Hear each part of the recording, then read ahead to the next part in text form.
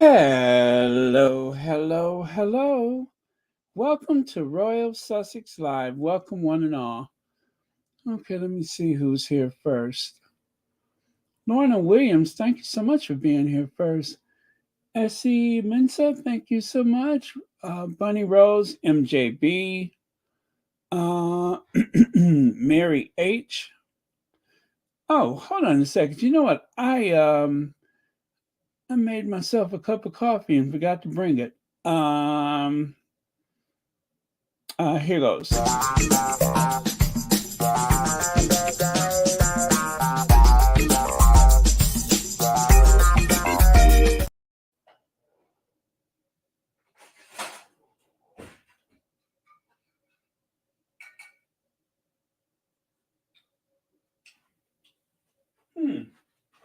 Okay, got it. That'll never happen again. um, let me get my slides. Of course, I was working on those to the absolute last minute.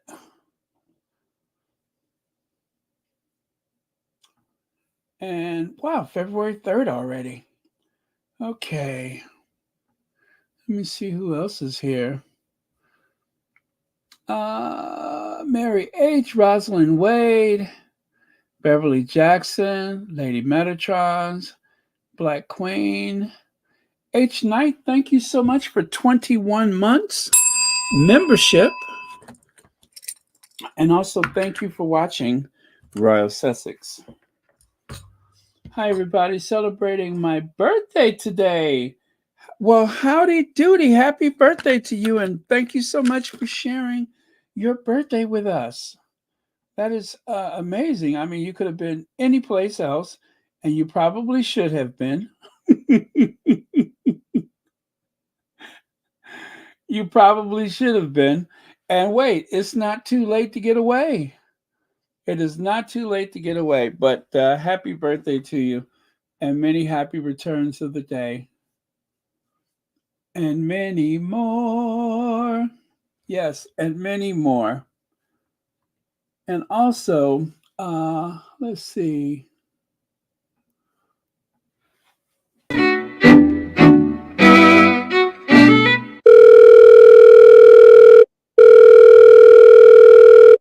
Hello, Ivy here. Hello, Ivy. Today is Lilibet Diana Mountbatten-Windsor's birthday. Meet me at the Royal Sussex party. Church Nellie's gonna be there. All right, Ivy out.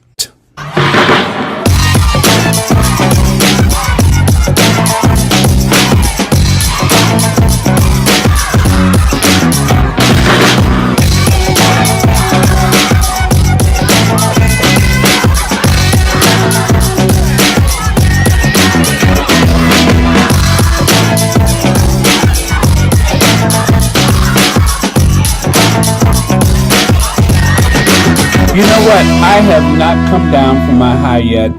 As you know, I. All right. Happy birthday. Puzzle Dot. God blessing Royal Sussex and lovely squatties. Thank you so much, Puzzle Dot. We need all the blessings we can get around here. Helene Groin, thank you so much for being here. Hello, beautiful family. Hoping you're all having a wonderful weekend. Absolutely. Thank you so much. Okay. Caroline, hi. Don Burnett, thank you for being here. All right, lovely. Well, let me lower my standing desk. I've had enough of standing. Although, they say if you don't stand for something,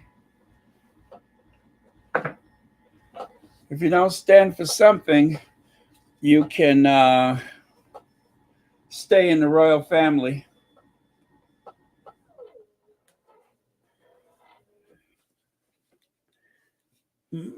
Yeah, if you don't stand for something, you could probably stay in the royal family. But if you do stand for something, ain't no room for you over there.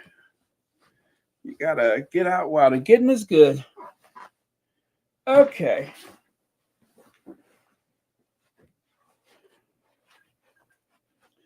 It's not unusual to be loved by anyone. It's not unusual. It really isn't. Okay. I just cannot seem to get comfortable. Okay, I think this is it. You know, you can only rotate cheeks so many times, right? Mountain grown.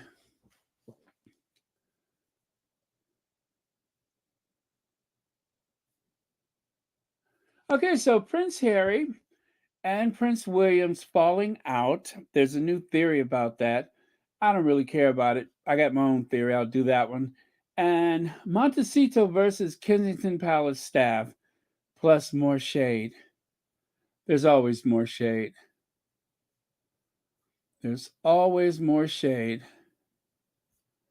Okay, there we go. Happy Black History Month. Don't forget, we'll be talking about a little history here and a little history there for the entirety of the Black History Month. Um, it's Black History Month here in the US. In Canada, I don't know. Do they have a Black History Month? When is it? When is Black History Month in Canada? Also, maybe it's the same time as the US, huh? There was Black History Month in the UK back in October. So we did a little history then. We'll keep doing history. Every day is Black History Month as far as I'm concerned. Or should I say every month? Helen Marmon, thank you for being here. And of course, the motherland, the Garden of Eden, the place which all life on earth evolved. Um, yeah, that's what they call Africa, the motherland. Now, Harry's feud with William predates Meghan Markle and originated with a row, not row, but a row over conserving elephants in Africa. Come on, y'all. Can't y'all do better than that? Can they not do this? Is why I said I'm not going to bother with that with their version of things. However, we will explore a little bit of their relationship with Africa. Uh, what's that? Black Queen says, Baron, did Diana's draw snatcher attack Meghan again? You must be speaking of Paul Burrell. Um, I don't know. The last thing I heard is that he was seeing the ghost of Princess Diana. And by the way, thank you for the super chat. The last thing I heard was that he was seeing the ghost of Princess Diana, but I don't know if he has said something else. But he'll pretty much say whatever he needs to say. That we know. But let me take a look. Um, hmm. I'll do that one. Okay. I do not see his smug face yet. I'm checking. Yeah, the last thing I saw was like a seance or something like that. But no, if you know something, let me know. But yeah, I haven't seen anything of that sort.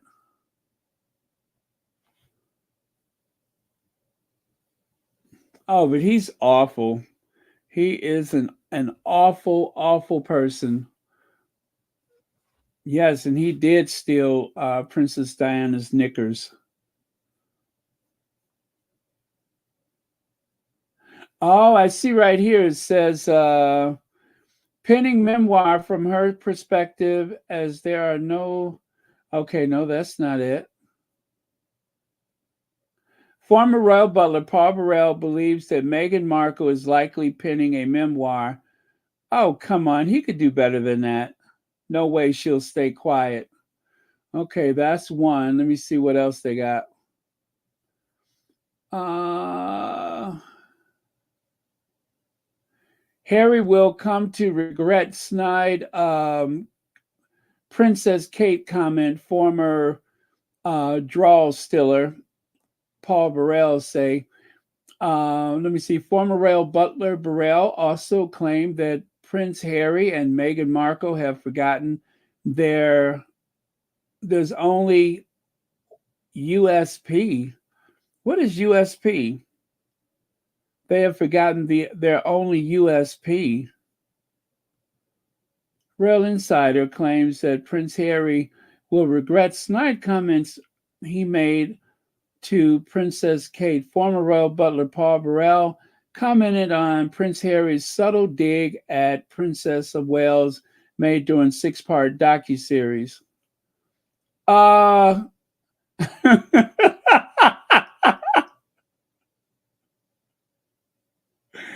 Paul Burrell is trying to get paid. Okay, there's one more. This is all within the past day. Royal family shut door on Prince Harry and Meghan Markle with tight-lipped tactics. And is that another quote? Yes, that's another quote. All of this in the past 2 days. The royal family have no space for Prince Harry and Meghan Markle anymore, according to to Princess Diana's former butler, who claimed the firm now have a new tactic to deal with them. This man was arrested, not convicted, for the theft of some 500 items of Princess Diana's, and he still has credibility in the British tabloid media. But wait, I'm not done yet. Here's another one. Prince Harry and Meghan Markle give a memoir warning as royals told to prepare. There's going to be another bomb in the House of Windsor, according to Princess Diana's former butler. This man won't shut up, will he? He just won't shut up. This is like, was he on an interview or something? I'm just looking at all these quotes from him in just the past 2 days. I see the one about the team of ghost hunters. He was on TV crying. Oh, man. He's not going to go away quietly, is he? He is not going away quietly. But you know what? They need him. They really do need him because I told you guys, I told you yesterday that it is going to be all hands on deck because they know the Sussexes have something big coming. I don't think they know what it is exactly because they don't have that kind of inside information. And the reason why they don't is because Montecito has no leaks. So they don't know what's coming. Meghan teased at it, but this is the other reason too, is Kate's out for a while. Not that Kate was real competition, but Kate was available. But they have driven that poor wretched bag of bones into the hospital with all that pushing to get her to do more and more and more. And she was really not functioning in her comfort zone. She was outside of her normal, Kate. And so they have driven her too much. I don't think Kate is probably too frail to work a 40-hour work week like most people in the industrial Western civilization have become accustomed to. The 8-hour day, 40 hours a week, let's say 48 weeks out of the year, she couldn't do it. She couldn't do it. She doesn't do it at home. She wouldn't do it away from home. She don't do it. They have a staff of 62 people. She doesn't have to do anything she doesn't want to do. Thank you, Black Queen. That was a revelation. I did not know he's been running his mouth again. Hey, Lydia Washington. Rohini, not even cancer is slowing Burrell down. Yes, he had cancer down in his nether regions. And, I can't help but think that there's a because his family is dependent upon all that money he's been bringing in. Let's face it, he has been living very well from his grifting from Princess Diana's memory. He has been living very, very well. Um, what he was going to do with all those items that he took out of Princess Diana's house, I have no idea. I mean, who takes someone else's underwear of all things? Um, every little person, and a writing desk. They said that when Paul Burrell was making those trips back and forth to Kensington Palace, that the boot of the car was literally dragging the ground. I mean, sparks were flying. And when he was queried by the security, he said that he was on a mission for somebody, but it was all so strange. And if the Queen, if someone didn't intervene using the Queen's name, he'd probably still be in jail. Leg says, notice how they are still trying to shape the narrative. They can't say that is what Will is jealous of. Harry is, I'm saying Harry for the most of his life. H has to be feuding too. Yeah, it's a one-sided war. The battle is only coming from one side. And this idea that that this had to do with Africa is ridiculous. And I really think that I really do believe, and I'm not saying that I'm hopeful for it. I don't think it's a good idea. I don't think it's going to happen, but I think they're trying to set up some scenario where they can do the half in, half out. They are probably trying to posture themselves for the half in, half out. That thing they said was impossible. It seemed like the impossible has suddenly become possible. Like that's all they can think of.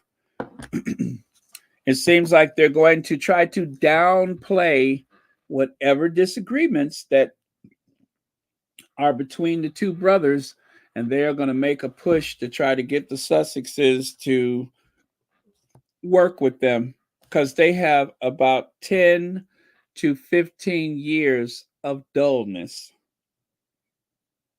I was even thinking I was going to give them enough credit to have a drawing power to bring people to the UK for Charles' funeral whenever that happens. But Charles is not so popular, and I don't think anybody cares.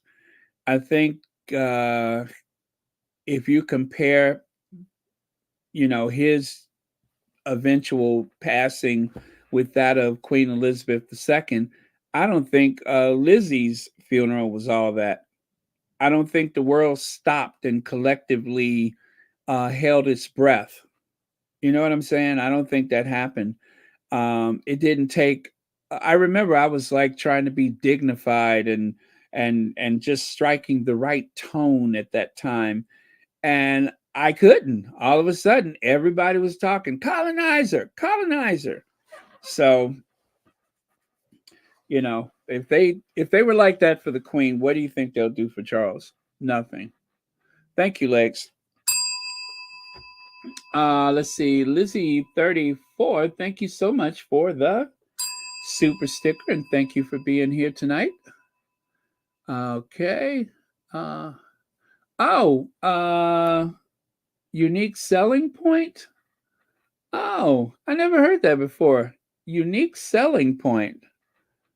Oh, very cool. Thank you so much. Now, why was I saying that? Because I forgot where I saw that. I forgot where I saw that. Where did that come from? That was from Paul Burrell, right? Unique selling point. Interesting. Oh, thank you very much. Okay, so the strain on their relationship began over a difference in how to intervene to save wildlife. Uh, Palace Insider says both are passionate about conservation, but according to sources, you know how those sources are, they got into a row about how to carry it out and who was responsible for what. That just doesn't make sense. You mean to tell me all these years, what's happened between them started over tagging wildlife? Nah, it goes back much further than that. You need only reference Spare, which is between the two brothers, the only accurate information about their relationship. Now, of course, there's your side of the story, there's my side of the story, and then there's the truth. Well, we don't know what the truth is because none of us was there, but we know Harry's side of the story. And as far as I'm concerned, Harry's side of the story is the truth because Harry is not a liar. Harry is not prone to lying about anything. He has been so blatantly honest that sometimes it works against him, but he is very honest. You know, you have to be insecure to be a liar, and Harry's not insecure. He's very secure about himself. So Harry is not a liar. So as far as I'm concerned, Harry's side of the story is the truth. I would be willing to bet almost anything on it. Harry's side of the story is the truth. Harry has nothing to hide. He told the truth. He gave the absolute truth so that there would be nothing in the future based on his past that can be used against him. They can try to rehash all those things, but as they say in court, objection, Your Honor, asked and answered, right? Asked and answered. So I object. It's already been asked, and he gave his answer, and we're done with it. We're moving on. So, and with that, I'm going to move on. So, oh, I do have a soundbite to start off with. Let me see, where is it here? Okay, so Prince Harry managed to name the countries in Africa, give them individuality, and he said people. This is a quote from a squatty. He has friends there. He loves the people. To William, Africa is just wildlife images. I think that's what they meant to say. It's just a wildlife image. Uh, okay, and no wonder Prince Harry is better in every way. So you got to hear this. You got to hear this. Where? Let me. Oh, oh, there we go. You'll be amazed at what you can hide behind these big, giant 40-ounce cups. You would be amazed at what you can hide behind those 40-ounce cups. From my point of view, personally, I adore Africa because it's so different. I like getting away from the cities, from the busyness of London and places like that. I like being anonymous in Africa. I like meeting the new people. I like the wildness of it all. It really brings out the sort of the real sort of spiritual side of Africa, which is, you know, you connecting back to your roots almost. And I like getting away from everything and interacting with the wildlife and the environment, things like that. Particularly is where I go with Tusk. They do lots of translocation, rhino darting, lion darting. So you're actually getting a real hands-on with the wildlife, and you're actually seeing and feeling the sort of the conflict and the problems that the Africans face. Albeit there are many of them, but you're focusing on a couple that really matter. Nothing left, is there? But no, essentially what? Essentially what William says, just the wildness and just being out. I'm gonna pause it right here. It's not much left, but Harry gestures over to William. If you look at the bottom left photo right there, he kind of laughs, and William says, "What?" And Harry says, "Not much left, is it?" I'm going to start it over again. I want you to take notes. Actually, no, I'm not going to say anything. I'll let you derive your own idea of what's going on. Sorry, I can't show you the video, but I'm going to start it over. Listen carefully, and you can hear some shade. Well, from my point of view, personally, I adore Africa because it's so different.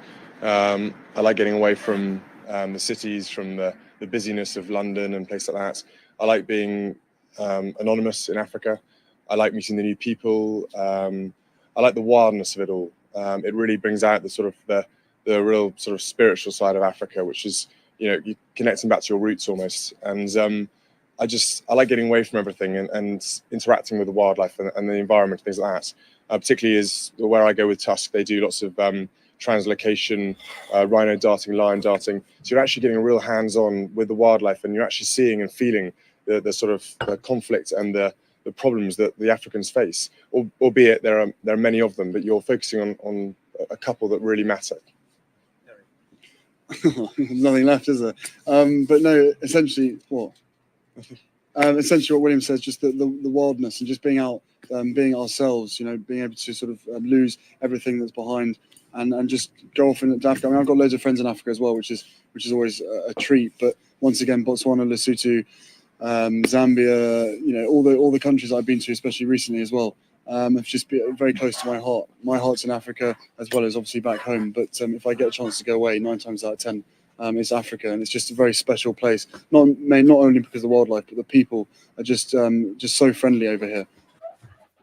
Well, from my point of view, personally, I adore Africa. Okay, so I made a couple of little notes right here on the screen.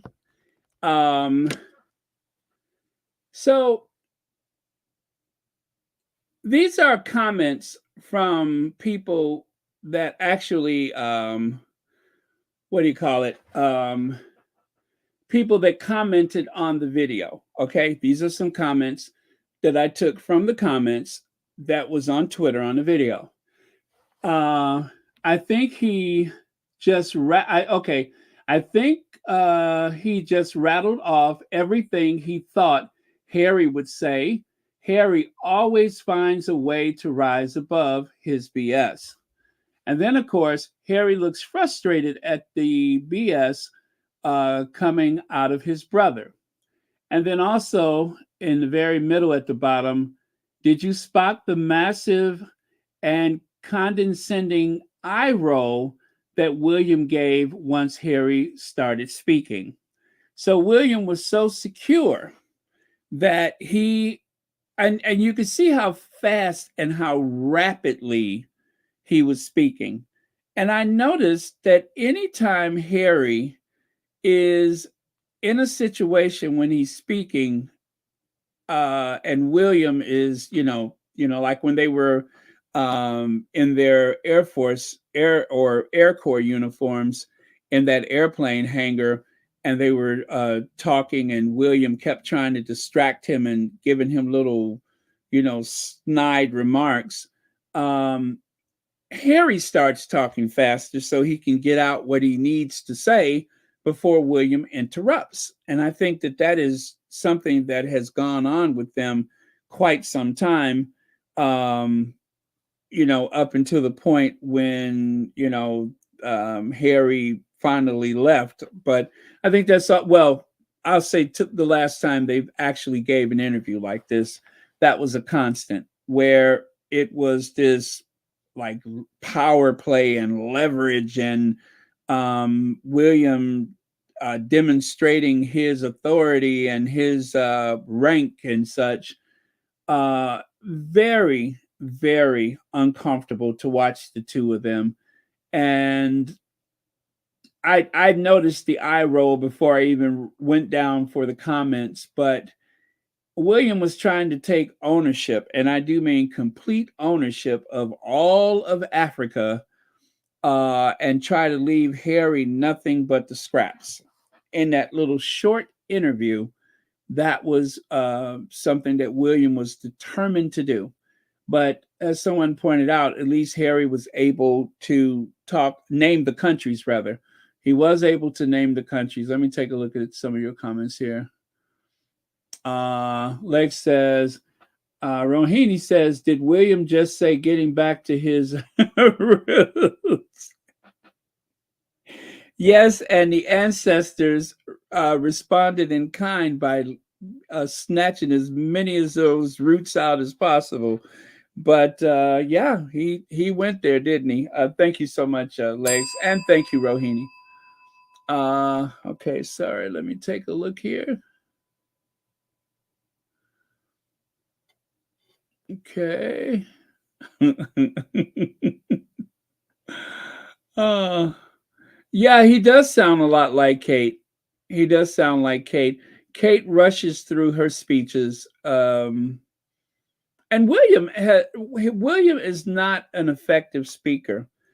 It is night and day to see Harry give a speech compared to William doing a speech. Harry actually talks to people. William is just getting through it. That is the only thing important to him, is to get through it. He's not there to engage. He's not there to connect. He is there for William and nobody else. Well, let me do this one. Let me do this one. I feel tempted to cry, God for Harry, England and St George, but I really don't want to lower the tone by bringing my brother into it. I feel tempted to cry, God for Harry, England and St George, but I really don't want to lower the tone by bringing my brother into it. I shared that on the shorts, and some people really got mad at me. Some of the comments on that video was pretty bad because they didn't like the idea that I was being critical of William, that I exposed William for the bully that he is. They didn't like that. They felt as though I was being unfair to him. I'm sorry we can only come and give words and comfort, but we are thinking about you the whole time and we really care about what's going on. So sometimes it does more than financial. Well, if we can give you the odd smile here and there, that's important. So, you know. What is the rush? What is the rush? Very little eye contact. He just sweeps his eyes around. He doesn't connect with people. This is the future king. He does not connect with people. He speaks rapidly. His tone is condescending, as though he's doing everybody a favor by showing up.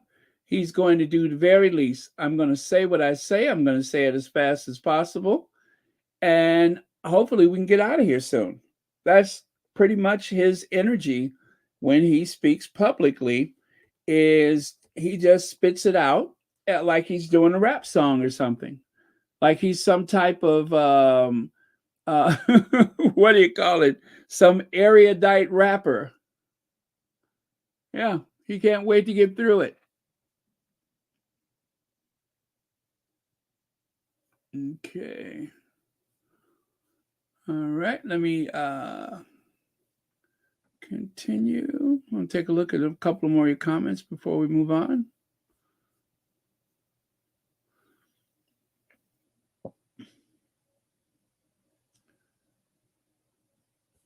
Okay, let me see. Oh, did I go too far? Let me see. I saw that one.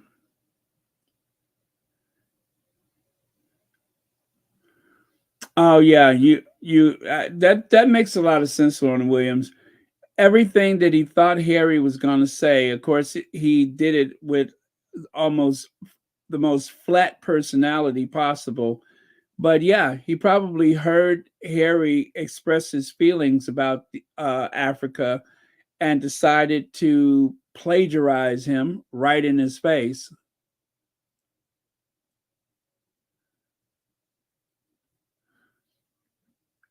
Thank you, Lizzie. Absolutely. Harry has built the foundation for his life in Africa. He has said so many times that, as a matter of fact, those are Harry's words. Now that you mention it, that is Harry's words. Harry has always said that's the only place that he felt free. That's the only place where his rank and title didn't matter. They didn't know him, and they just knew him as Harry. Absolutely right. And William stole his words. Wow, that is so petty. It really is. That is super petty. Judy Matassa said, I saw the video. I think William stole parts of Harry's speech, the way Harry looked at him. Yes, absolutely. And that's why Harry just kind of laughed with frustration. He's like, there's not much left, is there? And of course, William's attitude is, and there is nothing you can do about it. Yeah, what a dirty thing to do. Thank you so much, Judy, and thank you for being a member. By the way, what a terrible way to treat one's brother. And William has been doing that since the start, ever since the beginning. As soon as he had the consciousness of himself, he's been doing that same thing to Harry over and over again.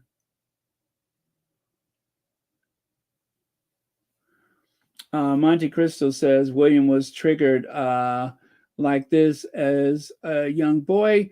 Even their mom noted it. William is not just a bully, but an envious, jealous bully of his brother. And Harry is one of which to be jealous. We get it. Yeah, we see you, William. We see you. Okay, and YM Droid says William's rap name, Vanilla No Lice.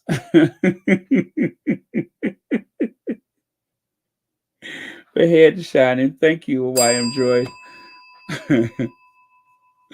Okay, let me keep going here. So, staying on that theme of Africa, right? Prince William has renewed his attacks on the African growth in Africa, blaming it for destroying wildlife on the continent. Okay, we spoke about this before, but let me refresh your tea. Prince William says human population growth in Africa is harming wildlife. The growth in human population presents a huge challenge for conservationists in Africa, the Duke said. Prince William, the Duke of Cambridge, delivered a speech during the Tusk Conservation Award ceremony in London. One of the most forgettable things that he'll ever do in life, because I didn't even know that there was such a thing. But I do remember he said these things about the people in Africa are destroying Africa. Let me say that again. The people in Africa are destroying Africa. That is his sentiment. The people in Africa, they are the ones responsible for the loss of habitat and wildlife. Oh dear. Oh dear.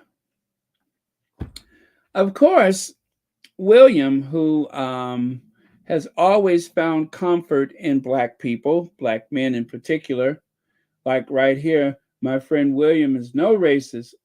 Prince William reminds us that he once slept rough with a Black man, and that should prove he's not a racist. Seyi Obakin has known Prince William for more than 10 years and once slept rough with him. He speaks about their enduring friendship.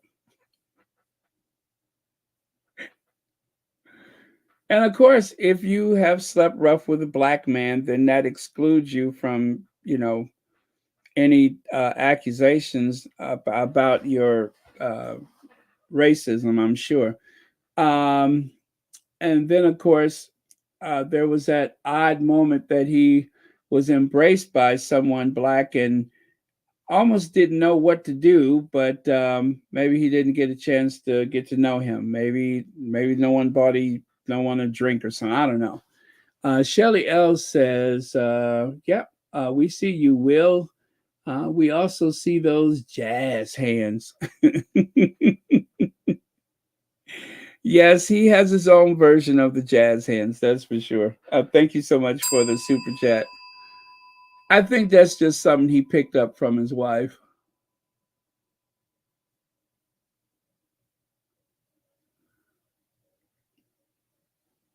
Oh, really? Alexandra? Oh, okay.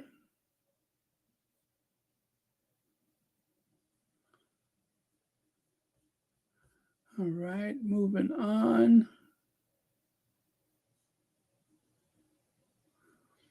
Tash Mack said Harry spoke against those going to Africa and trying to make money by destroying the environment, while Will blames Africans for environmental problems in Africa. William cares only for himself. That's a good point, Tash Mack. There has been and continues to be the argument that when people are coming to Africa to help, they're usually doing more harm. The help is just a veiled attempt to try to take control of the best land, to enact laws that protect corporations and other governments. There's usually not enough left for, like, my favorite example that I like to share. I can't remember if it was Coke or Pepsi, or it might be both of them, but one of those beverage companies went to Africa and took over one of the water resources, and it became illegal for the indigenous people of that community, people who have lived there since, you know, tens of thousands of years or whatever. Those people are excluded from using the water that they have been using their whole lives. They have to walk miles to find another way to get water because what was available to the community now belongs to a beverage company. So they will take the water, they will enrich it with sugar and God knows what else, and then sell it back to them. Or they'll just bottle it and sell it to them. Very little of the profit is going to anyone there. As a matter of fact, sometimes none of the profit, because there's a lot of merchants that are from not even from other countries, but they're from other continents. So there's that. And they just siphon that money back home to where they came from. Thank you, Tash Mack. You make a very good point. And of course, some time ago, let me see, African Parks was funded by a Dutch billionaire, often linked to our royals. This guy really did good with his money. Funny that the tabloids wouldn't dare to name him, them rather. Well, of course, that's deliberate. That is deliberate. And of course, we know that there's the issue with the African Parks Foundation at the moment. And I'm pretty sure that this is like a link in their attempt to try to disparage Harry. And I don't know if the ultimate goal of this article was to insinuate that if there wasn't for Harry's idea of conservation compared to Williams, maybe none of this stuff would have happened, right? Um, Harry is thousands of miles away. He cannot possibly be responsible for those things that happened there. He told the right people, and those people were supposed to do their investigation. Their investigation continues. It's a classic case of no good deed goes unpunished. But when you are a philanthropist, when you are a humanitarian, those are the risks that you take. Yes, sometimes these things can backfire on you. The only way you could avoid those kind of problems is to stay in bed and never leave your house. That is not possible. So, as you do these things, you accept a certain level of risk. It's unfortunate, but people will take advantage of situations simply because your name is being used. And it's unfortunate because while they're doing so much to tear down, Harry's reputation, ultimately that distraction is going to cost the people in the community that is already being affected by all of this outside intervention. It's unfortunate. That's why I haven't spoken much about it, is because I don't think that this hurts Harry in any kind of way.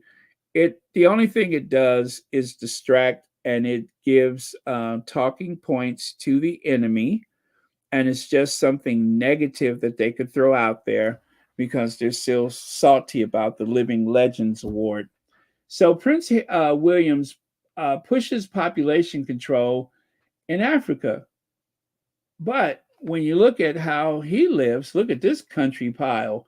He's got 3 children, 4 homes, and a fleet of Range Rovers, and don't forget the helicopter. He has access to a private train if he chooses. He's a billionaire now. This was the Duke of Cambridge that moved into that house. This is the house where the family was evicted so that William and Kate could move in. This is the house that they took a perfectly good driveway and ripped it out and replaced it with something else at the expense to the tax-paying public. All of that. And he's worried about how many people are in Africa and how are they living in Africa. How are you living? Look at the amount of resources that he commands, he and his small family. Look at how much resource they command day after day. They have enough resources for several families, hundreds of families if you think about his newfound fortune. But he's not helping anybody with that. B. Martin says, do William know where the black men he slept rough with? I wonder. Speed dial. I'll just say speed dial. Thank you so much for your super chat. Yeah, speed dial. Let me see. William mad because his mama snatched her looks back, and he's proving he's his daddy's son more and more. Harry got their mom love and personality. Absolutely. Here. William's self-centered, self-aggrandizing, fleet fancy personality that comes directly from his father's side of the family. Absolutely no humility. Thank you so much for your super chat. Islander Jen, yeah, thank you so much for your super chat. I like that. Islander Jen. Oh, and you're a member too. Thank you so much. So here's the reality. Continent by population density. Asia has a population density of 95.3 per square kilometer, right? Europe is 72.51.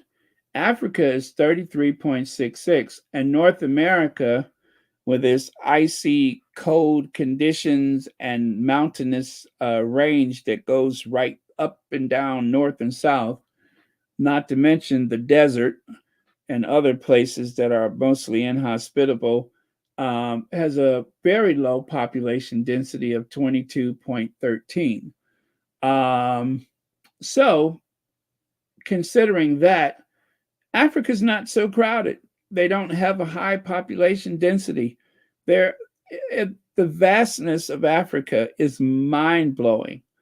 If you look at the map on the right side, the United States, China, Australia, India, what is that? Eastern Europe, Italy, Germany, France, Spain, and what is that? Is that Portugal?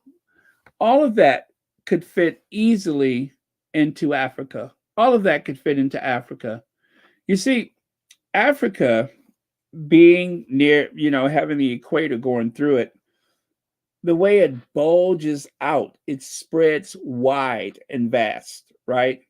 Compared to when you go further north, everything kind of shrinks down the further north you go because of the curvature of the earth. So, Africa, they have been saying for years that when you look at maps, Africa is very underrepresented. You would think that Greenland was this gigantic, continent.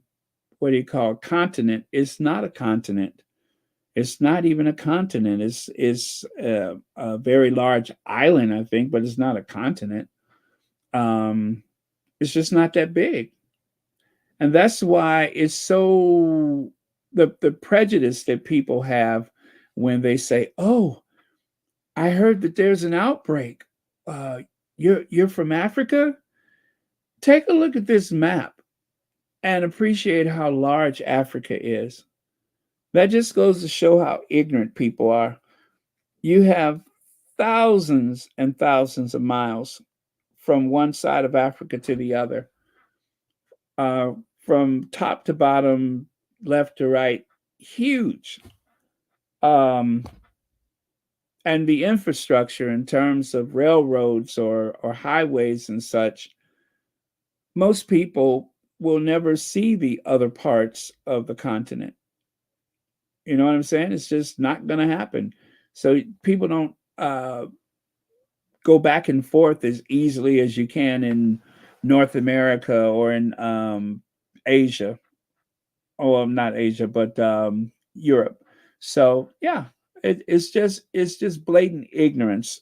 And William, who supposedly has a degree in geography, you would never know it when you hear the stupid stuff that comes out of his mouth. And I do mean stupid. Stupid. Not that bright. Not that bright at all.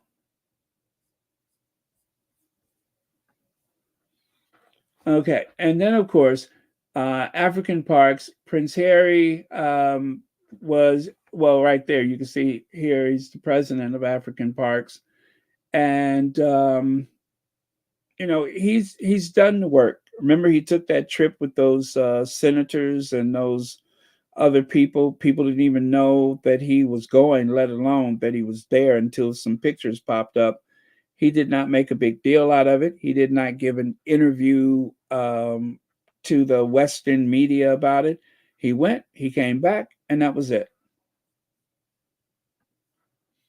And of course, a Canadian company has begun drilling near Africa's protected Okavango Delta, River Delta, promising jobs for locals and endless fossil fuel for investors. So far, there has been no oil, but there have been big profits for the founders. And I believe that this is another reason why this is happening with Harry's position. They're asking him to step down because it would really pave the way to have people just run roughshod over the last man standing if they can silence the voices of anyone who might bring attention to the loss of habitat.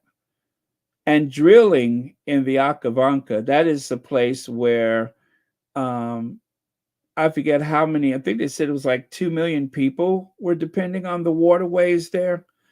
This is, isn't that where the Great Migration, those huge herds go through there? But it is a very shallow, but very vast stretch of habitat. And drilling for oil there can be a disaster. There are people that depend on the water there. There is so much wildlife that depends on the water there. I think it would be to their advantage to make sure that someone of Harry's stature isn't around, that he's not able to lend his voice. Now, Harry has not been outspoken. Harry is there with the people. It is the people of that land that has to determine the future. He's not putting himself before the people that actually lives there. He's been very careful about that. He's not trying to go in there on the white horse and be the great savior or something like that. It is only for his love of Africa that he has been part of the African parks and lending his voice. He's been there. I don't know when was the last time William been to Africa. And I'm pretty sure most people in Africa would just, rather he didn't show up because who knows what he'd bring with him. Probably a pulled pork sandwich. This is all about resources with Africa. Always has been sad. Yes, thank you so much, B. Martin. They are hungry for those resources. They are hungry for those resources. And we know that with the Western powers, if they have to, step over a corpse to get it, they'll do it. They will do it. They do not ever want to see a United States of Africa. They don't want to see that. They don't want to see a United Nations of Africa or anything the equivalent of. They don't want that. They want to keep countries in conflict. They want to arm militias and such to make sure that there is never enough prosperity in Africa that they'll compete with the rest of the world. Sorry about that. But yes, thank you, B. Martin. Very, very true. So the Delta is a key area for our planet's health. It's a UNESCO World Heritage Site and the main source of water for nearly 1 million people. Oh, it's 1 million, not 2 million. It is also home to endangered wildlife, from lions and giraffes to African wild dogs, and the world's largest remaining population of endangered savanna elephants. Jeff concludes that the drilling would turn the Delta into an industrial sacrifice zone and become a poster child for our collective willingness to sack even the most sublime cathedral of the natural world. We cannot let that happen. See what I mean? See what I mean? They're trying to do everything they can to get Harry to step down.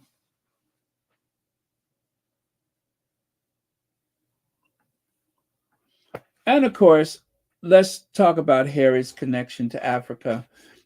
Prince Harry thanks controversial Sussex squad for a boost to his Centibale charity. That's you all. Army of social media followers have previously been in spotlight after some members indulged in online abuse of the Duke's critics. Damn right. What's up? What's up? What's up? Damn right. Okay, so Duke of Sussex to play in 2023 Centibale ISPS Honda Polo Cup. Prince Harry, the Duke of Sussex, co-founder and patron of Centibale, will play in the 2023 Centibale ISPS Honda Polo Cup in Singapore. Blah, blah, blah, blah, blah. Don't forget, Harry gave a lot of money to Centibale from his book. All right, let's continue. And Halo Trust. Halo Trust. Prince Harry sits beneath the Diana tree in Humbo, Angola, which marks the spot where the Princess of Wales was photographed in 1997. Well, that area where Princess Diana walked along those huge pop marks in the ground, those huge craters from the mines, the landmines that were there, has been cleared, and it has become a thriving commercial district. And there's Harry right there, near the spot where Princess Diana was walking. And of course, Back to the Future. Well, Diana met this young lady who lost a leg and now has a prosthetic limb. And, as a child, so many children back then lost their limbs, lost their eyesight, or were mortally wounded because of the landmines. And Harry is continuing his mother's legacy. You see, Harry has not forgot. Harry has worked incredibly hard to maintain his mother's legacy. Can't say the same for the other one. And then, of course, he met a wife who also has a connection to Africa. They spent their first big date in Africa. They were away for what, 2 weeks or whatever it was. So, yeah, I would say that when it comes to the commitment, that Harry definitely has a stronger connection than his brother. And of course, I just threw this in there for fun. When your African parents know they are going to be served 2 tablespoons of tasteless rice on a 10-hour flight,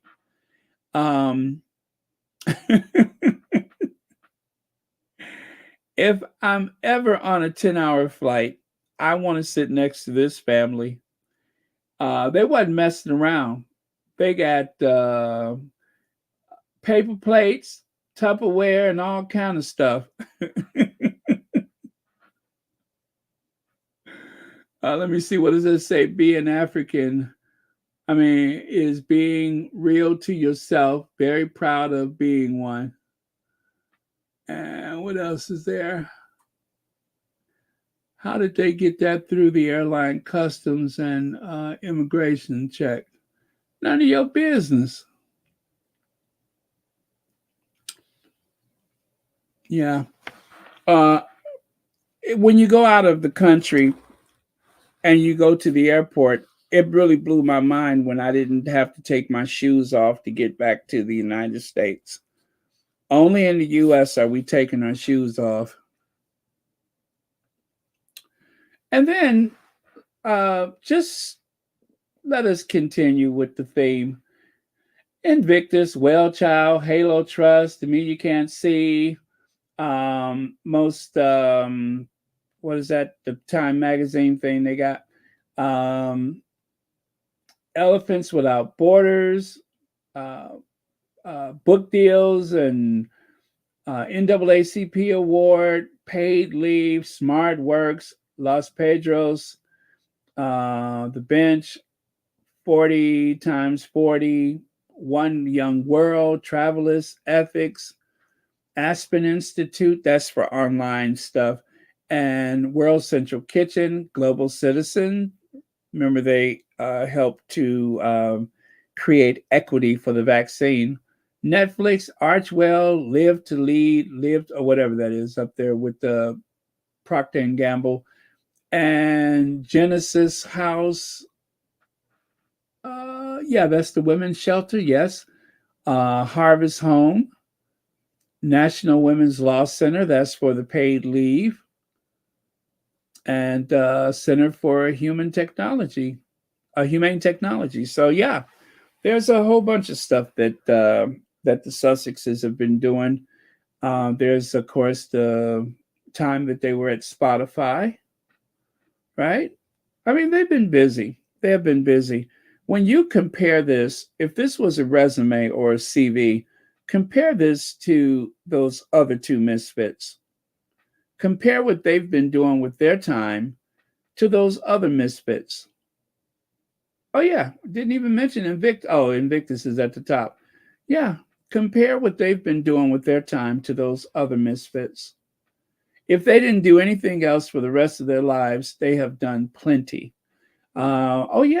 That contribution to the chicken place, to what is the name of it? Melba's, the contribution to Melba's. So yeah, they've been busy. They've been handling their business. And the other awards they won, come on. Whereas those other 2, they only seem to have connections to the Sun, the Daily Mail, the Mirror. That's where they have their connections. Prince William and Kate just have to shut their mouths and obey the British tabloid media. They have become puppets of the British tabloid media system. That's what some squatty had posted one day, and I agreed, so I took it. So that I could share it. And then here on the right, just to drive the point home, someone turned William into a little, a marionette, a little puppet, little puppet on the string, dancing for the overlord, the unseen hand. Of course he is. I did this one myself. This is one of my creations. Every so often I'll make something of my own. So yeah, I made this one. Royal puppets. Royal puppets. That is what they are. Royal puppets. And this is someone else's work. Can't take credit for it. There's the puppet master herself, Camilla. Puppet monarch. The legacy continues. Yes, it does. You had to get up pretty early in the morning to put one over on Camilla. Camilla is a master chess player. A master chess player. So far, everything is going her way. I hate to admit it, but so far, everything is going her way.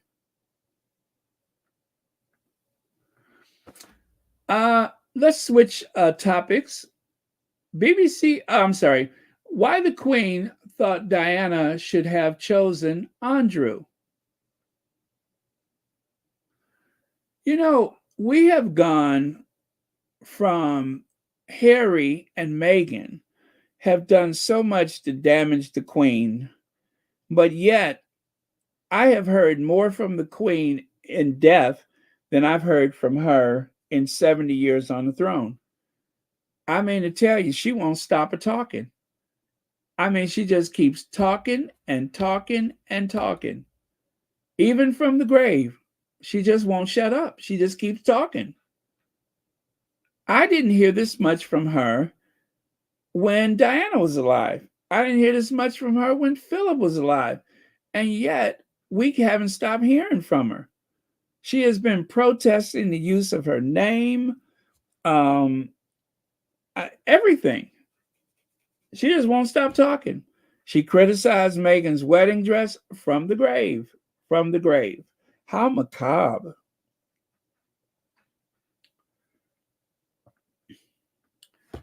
Spanish journalist Concha, what is it? Concha something. Anyway, they are sticking to what they said.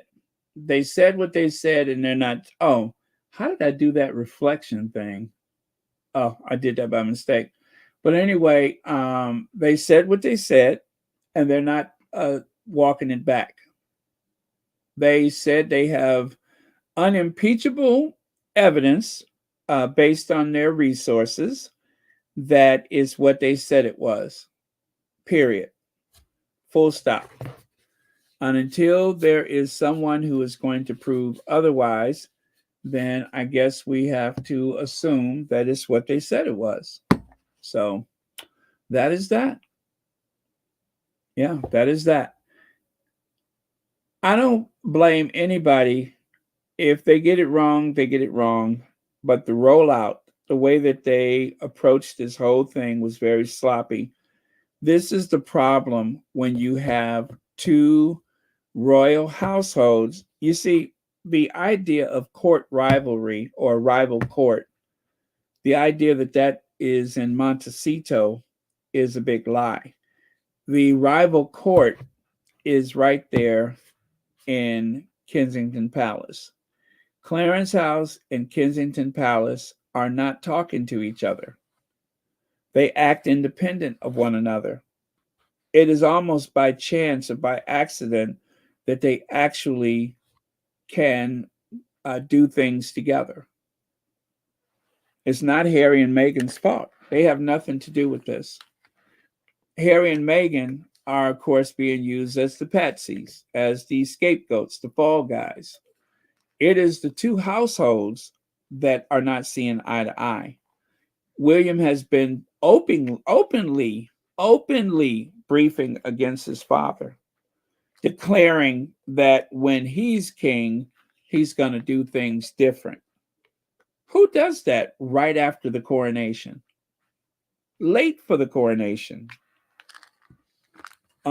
Refused to mention Camilla's name on the coronation day. There's a lot of things that William has been doing to compete against his father's reign. And you know, guys, I know that I have made a joke in the past about certain people in that family being away for 30, 60 to 90 days and disappearing. Now I'm wondering if there's two people in the same household that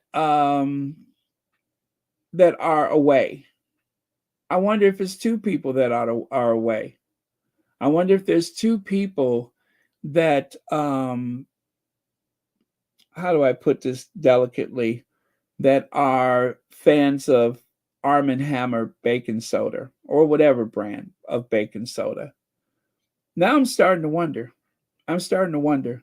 Maybe it's nothing to do with what they're saying here.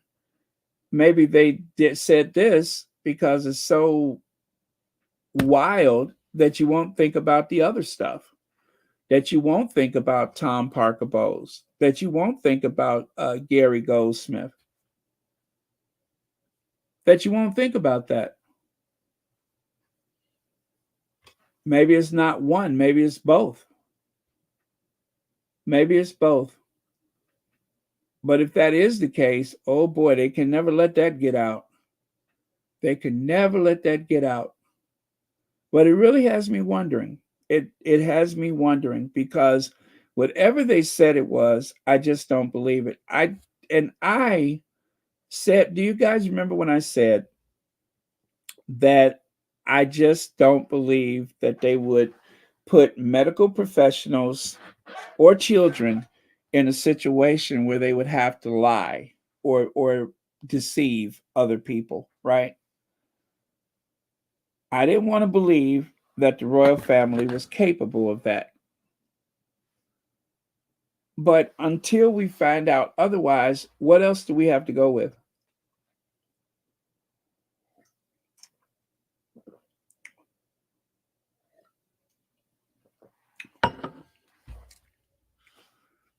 Myra V, yes, I've seen that video. I've seen that video. And that, of course, okay. Okay, so you're picking up what I'm putting down. Unless we know otherwise, what else do you think? I mean, there's a world of possibilities of what it could be. Was it surgery? Was there a complication? Was she ever at the hospital? There's a whole world of things. And now I really do believe that based on Willie's behavior, the fast talking and all that kind of stuff, based on his behavior and based on the other one's behavior, I am really letting my imagination run wild. I am really letting my imagination run wild. And that's why I was saying the other week that wouldn't it be something if neither one of them, husband and wife, were fit for purpose, that they would be able to continue their duty, that there might need to be some type of regent. It seems like the royal family may be in a situation where they're about to write the two of them off. They may have to write them off.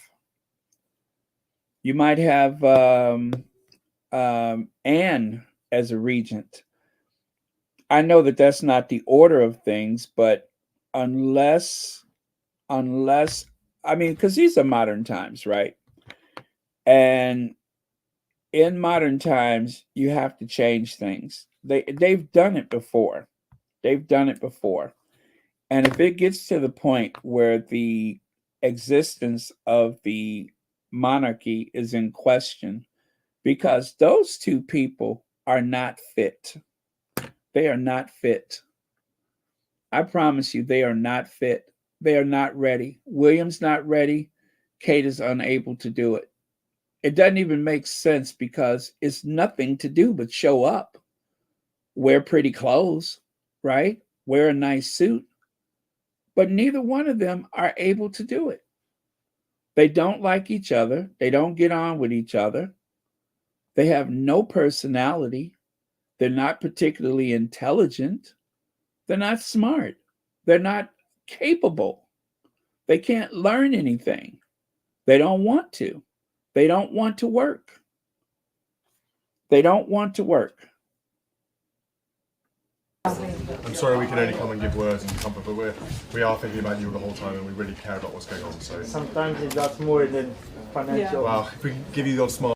He is squirming to get out of there. He is squirming to get out of there. And what's worse is that they don't uplift each other. They don't uplift each other. And I'm convinced that it's all a big joke for them, that they laugh at the people that they're supposed to be serving. They're laughing at the people. The people are a oddity to them. That's what unites them, is their contempt for humanity.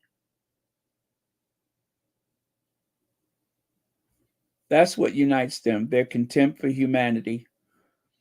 And Kate really has to be careful, because the aristocracy, they have not forgotten where she comes from. So she really has no purpose in that world without William. B. Martin says, Baron, they really should not have put out this announcement if they did not want questions asked in this day and age. Absolutely. Absolutely. That's why I don't feel guilty about saying this. I don't feel any guilt whatsoever. I don't hesitate to say it, because even if nobody else says it, I'm pretty sure it's what a lot of people are thinking. They are not fit for purpose. They are not able to do that job, especially with the amount of scrutiny that there is in this world for any public figure. The only thing that protects them is the tabloid media. And without that tabloid media, and of course, there's no interest from the government. The government doesn't care what they do, one way or the other. Just sign those papers in a red box and keep it moving. That's all you got to do, is sign those papers. And I don't think he's fit for that. And it's not the first time. Queen Victoria retreated after Albert died. She was this national joke. She retreated when Albert died. She refused to work. She refused to do anything. She'd go up to Balmoral and just could not be bothered. She'd go out to the island, wherever that was. What is the name of that house? Anyway, she'd go there and she couldn't be bothered, and did that for years. So there's no reason to believe that, based on history, that William wouldn't do the same thing, just retreat. Maybe he's not coming back. Maybe neither one of them are coming back.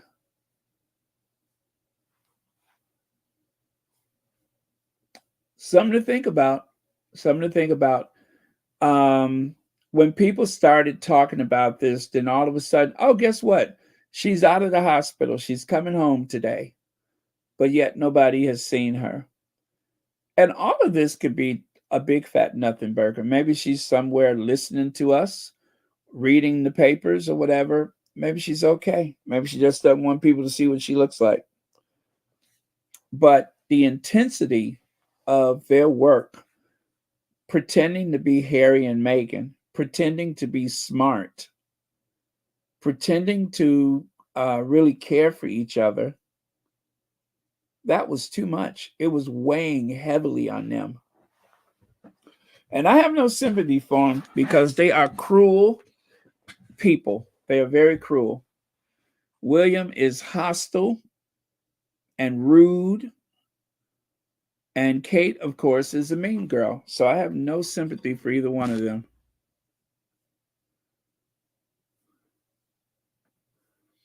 So, on a lighter note, William is preparing for his next trip to the U.S. Don't be surprised if he decides to crash Black History Month. Now, of course, he'll have to wear a man unit, meaning, of course, that he is going to have to get his hair snatched. But that's okay. It's been snatched before, but the last time it got snatched, it didn't grow back. And of course, Cloud Nugget created this today. Cloud Nugget wanted us to imagine William really getting close to a black man. Next time he decides to sleep rough with a black man, he can look more. Got that kid in play, huh? Got that big high top. I think it looks good on him. I wouldn't even know that he wasn't black. He even got the chain. That's a good look for him. Well, if you're going to sleep rough with a black man, you might as well have the look. And of course, he's experimented with hairstyles in the past. Whether it was, what's his name? Coolio. That one on the top right, that one is kind of scary right now, isn't it? What's his name? Phil Spector. And then, of course, the Boris Johnson, the Donald Trump, Kim Jong-un. And I don't know who that is in the top in the middle there. But yeah, I guess being an international figure, if he's going to be international, then he has to have the look for it, right? So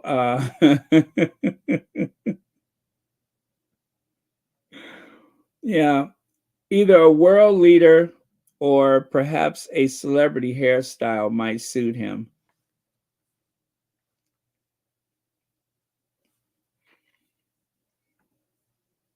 And then, of course, keeping in line with Black History Month, I could see William sporting some Afro puffs. I think the Afro puff might actually make sense for him because it would give symmetry and balance, right? I mean, let's face it, there's a little black girl inside of all of us, and William is getting in touch with his little black girl feminine side. Somewhere inside of him is a sassy little black girl who wants to grow up and be president. Yeah. Or who wants to be senator or doctor or an astronaut, astrophysicist. Yeah, somewhere there's a sassy little black girl inside of him just bursting to get out.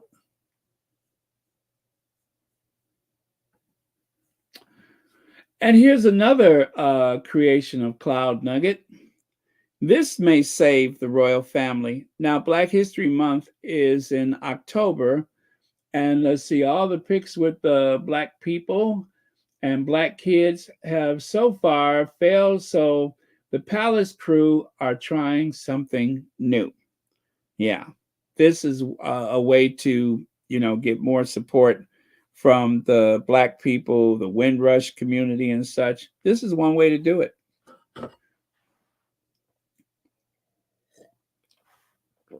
You got to get in touch with your blackness. I think Camilla looks good with her hair like that. I think it suits her. And Charles, well,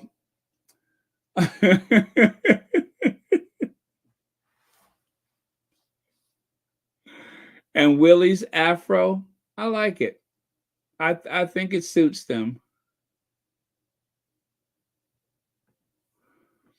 So this is where we are right now. Kate out. Anne in. Willie out. The Queen gone. Edward out.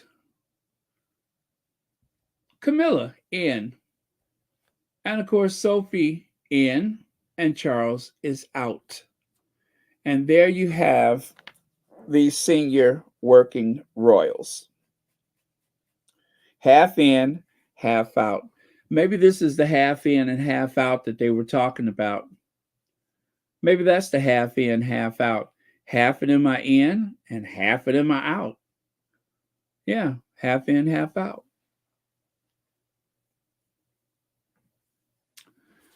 So you have Sophie, Lizzie, Princess Michael of Kent, Prince Michael of Kent.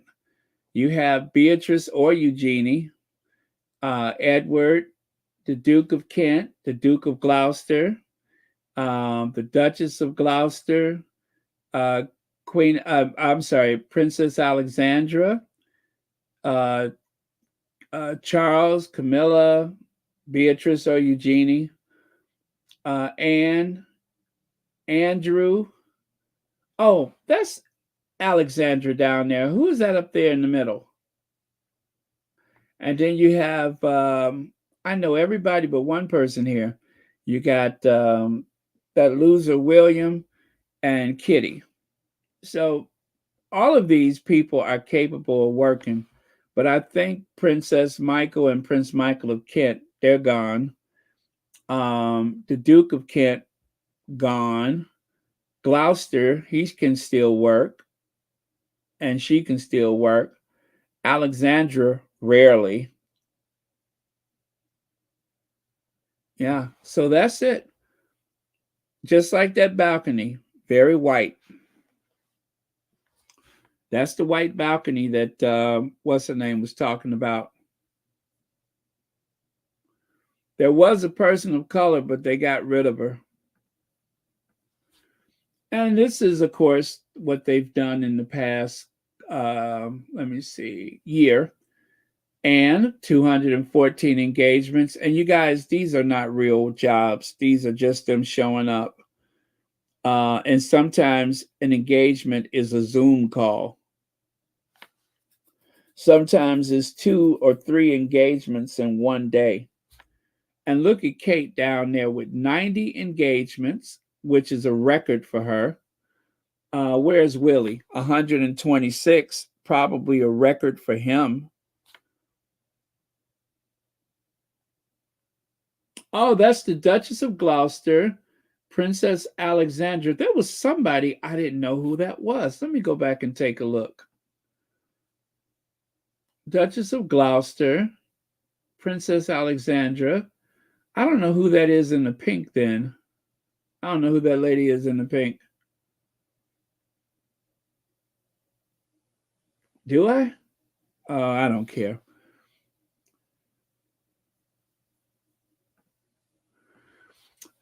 And after hearing Edward was also gone AWOL.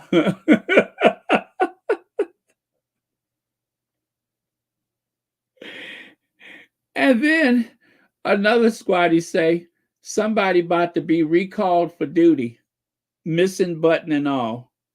Yep, they about to call the Duke of Kent back.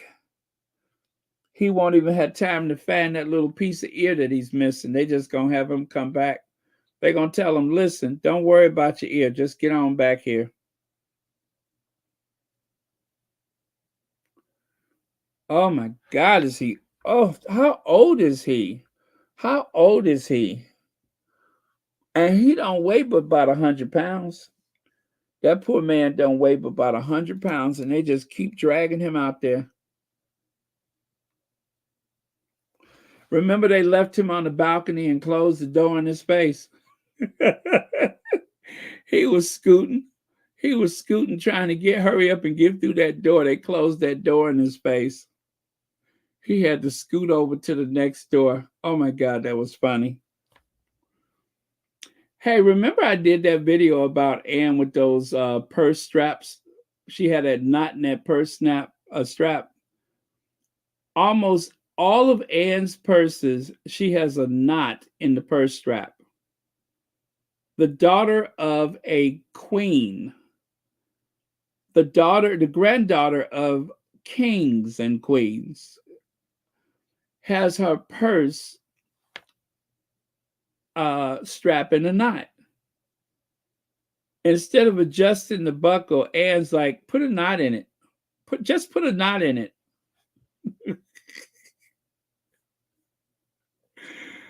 Mom, you know we can have that adjusted. I said put a knot in it. Now, a long list of people have left, says Piranha Face. And then, of course, uh, uh, Harry and Meghan's Netflix deal, Jeopardy, in Jeopardy, as executives leave Spy. Gasp Robert Jobson. Robert Jobson and Piranha Face, what's her name? Jeannie Bond. The two of them, and they're not the only two, there were others. They were making this big fuss about who left Montecito, who's not working for the Sussexes anymore. So this is why I say Montecito versus Kensington Palace, because they seem to forget, but I'm about to remind them. I'm not going to be completely thorough, but I'm just going to remind you from the receipts that I have why they shouldn't throw stones. People in glass houses should not throw stones. And people who live in glass houses shouldn't ask the tabloid media to throw stones, because their situation is not so ideal either. Their situation is not ideal. Let's take a look here. Now, these people, including Christian Jones, in the paper last week, or no, it was this week, they had a list of people that the Sussexes have lost over the past few years. Do you know that they had the caucasity to include the Kensington Palace staff? I crap you not. They included the Kensington Palace staff, people who did not work for Harry and Meghan more than they worked for Willie and Kate, but they included them in the list of people that have left their service. Why would you go back and count from Kensington Palace, where most of these people were plotting and scheming against them, hoping that their marriage would fail, hoping that Meghan would be driven out of the country? Why are you counting from back in Kensington Palace? I'm not sure these people ever worked for the Sussexes in the first place. Like their PR person, Christian Jones, but he was still working for Willie and Kate. I mean, I could show you one of the newspaper articles at the time that said that he was working for Harry and Meghan, but he also was working for Will and Kate. Well, which was it? Which was it? I mean, I hate to sound so medieval, but can you really serve two masters? Who was he working for? And then Samantha the Panther, she was in the Queen's service. She was only with them temporarily just to get them settled. In other words, to keep an eye on them. Jason Knopf, I don't even have to tell you about him. Amy Pickerel, I think she was cool. I'm not sure. I'm not sure about three of them. And the Royal Protection Officer, I ain't so sure about her either. But I'm just going to say that I could point to at least half of them people and say they wasn't working for Harry and Meghan in the first place. They were there to keep an eye on them and to plot against them and to leak information to the papers. That's what they were there for. They didn't work for Harry and Meghan. V. Bram, thank you so much for the super sticker, and thank you for being here and being a member of Royal Sussex. Okay, let's get messy, shall we? Kate Middleton reportedly fired her personal assistant out of nowhere, and Meghan Markle gets the blame. Don't ask me why, but they want to blame Meghan Markle. Well, we don't even have to think about that. Princess of Wales' new private secretary rejects job to stay under radar.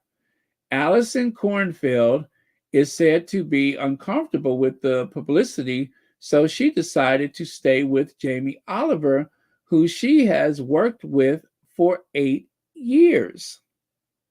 Now, it is supposed to be a real move up and something lovely for your resume to work for the royal family. That's why they don't pay so well, because you could take your experience there and you could use it in other places. But the thing is, Kate has hired and lost 5 assistants in 2 years. 5. Count them, 5. She has lost 5 people in 2 years, and they don't report that. They don't report that. 5 people have come to Kensington Palace and took a measure of things and said, nope, nope, and turned around and left. And this Jamie Oliver, what's her name, Alison Cornfield, they changed the article. They rewrote the article. It didn't read like that before. I remember they rewrote the article, so not to embarrass the Duchess of Cambridge. They're the ones can't keep employees. Princess Pushy, and that is a real article. That is a real article. Princess Pushy, Kate's new private secretary rejects job to stay away from bullying. Alison Cornfield, see what I mean? They rewrote it. Is said to be uncomfortable with the royal household and its bullying environment from the Waleses. That's a real article. That is a real article. How that got out, I don't know, but that was a real article. And how about over here? The Duke and Duchess of Cambridge top housekeeper is sadly quitting as the job became too demanding, according to a UK report. Sadie Rice, 35, packed her £35,000 a year or $60,000 a year job when asked to move with them to Norfolk, Amer Hall to Kensington Palace, because they were giving her too much work.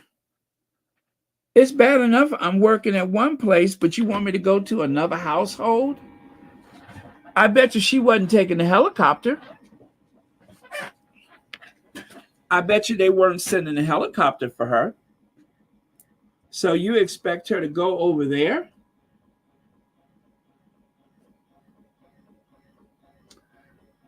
A source at the Queen's nearby Sandringham estate says Sadie, a hard worker, but the job, is a hard worker, but the job demands got too much for even for her.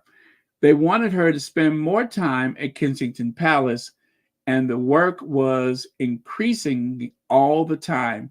She wasn't having a normal life outside work. Sadie's serving her notice, and it seems nothing will change her mind. It's their loss. Hello, it's their loss. Sadie said, you know what? I'm out of here. Y'all ain't about to work me to death. That skinny broad is sloppy, and the tall, goofy one, he keep leaving hair all over the place. I'm out of here. They slobs. I'm up. Let me see. Oh, yeah, take a look there. Princess of Wales' new job, new private secretary, rejects job, opting to stay with Jamie Oliver. Over there on the right, Princess of Wales' new private secretary rejects job to stay under the radar. So from 2:53 p.m. on the 25th of March, 2023 to 3:45 p.m. the same day, they changed the article. They changed the article. Kensington Palace aides have gone back to the drawing board in their search for a suitable candidate. Whereas over here it says Alison Cornfeld is said to be uncomfortable with the publicity, so decided to stay with Jamie Oliver, who she has worked with for 8 years. That's because she got there and took a good look at the two of them and all that nonsense and all of that palace intrigue, all the plotting and scheming, and she decided to leave.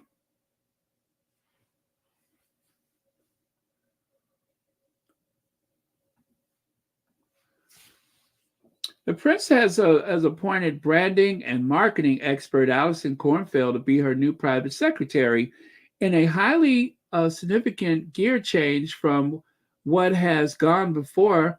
The radar, I'm sorry, not radar, rather than looking to government department for staff, the princess has gone for a woman who started life as a Virgin Atlantic flight attendant. Her mama? No, her mama worked for BA. I'm sorry. Flight attendant and is cut from a different cloth than traditional courtiers. She didn't want a what do you call it? A personal secretary. She wanted her mama. According to those who have known her, the sharp-elbowed Cornfeld will be the princess' new right-hand woman. And her brief, when she starts the job later this year, will be to take brand Kate to the next level. Isn't that just cruel? To take brand Kate to the next level. So they would, I don't know why that's so funny to me. Her job is to take brand Kate to the next level. Moses couldn't take Kate to the next level. An act of parliament could not take Kate to the next level. This woman is a personal secretary, not a miracle worker. She's supposed to come in there and give Kate her personality? Is that what the idea was? As if the straight talking so this is the rewrite. The straight talking PR guru hired as the Princess of Wales' new private secretary has opted to stay with Chef Jamie Oliver rather than to take up the role. The Telegraph can report Alison Cornfeld, 51, is understood to have been uncomfortable with the prospect of having such a high-profile position and decided instead to remain under the radar. The mother of three, a branding and marketing expert, has worked with Oliver for 8 years, a source said. She loves the work and is an integral member of the campaigning team. She decided she just wanted to keep her head down and get on with the job she knows so well in the background. She didn't want the publicity that comes with working at that level for such a well-known institution. That's the reason why she didn't stay, because people know well that they ain't worth. Never mind. That is too funny. I haven't looked at this in a long time. So, and let me throw your eyes at this one here. Duchess Kate obsessed with Meghan, stealing her style and trolling her online. Look at the red circle right there. Former private secretary tells all. You know what? I believe it. I believe it. And the reason why I believe it, if you done ran 5 people away from Kensington Palace, out of that 5 people, somebody is going to sing like Aretha Franklin. And they did. And they told it all. They told it all. That's probably why they left, because it was so weird, this whole idea. They probably asked her, whoever this private secretary was, they asked that person to help Kate go after Meghan with all the petty costume changes and hairstyles, and they said no. They were like, look, this is too childish. I can't do this. And they left. They left. All that business about being under the radar, they just didn't want to be a part of that nonsense, of all that pettiness. Now that makes sense. When I looked at that before, I don't think I noticed the former private secretary. Now I believe it. I really do believe it. Now it makes sense. Now all of it makes sense.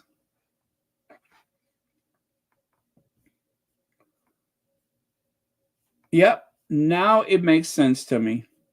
I would not have been so certain about anything before, but now I'm certain. Now I can believe it.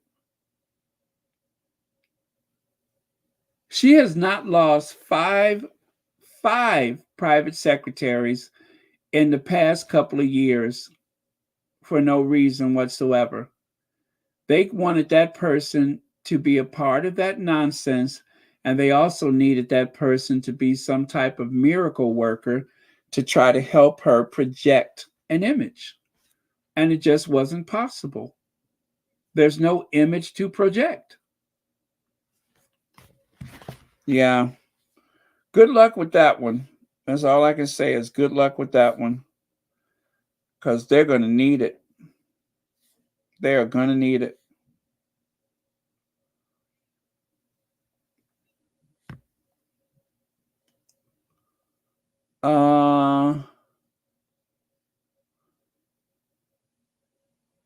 Oh, really?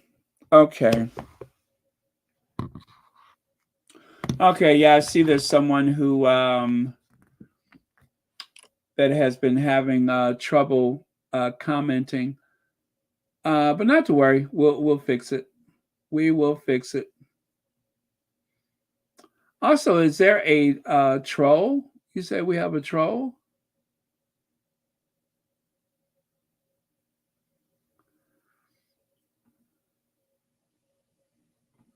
Okay, I am going to take care of that troll right now. They'll never bother us again. Or should I say, be prepared to make a new account so we can block that one too. Yeah, I am going to block this one right now.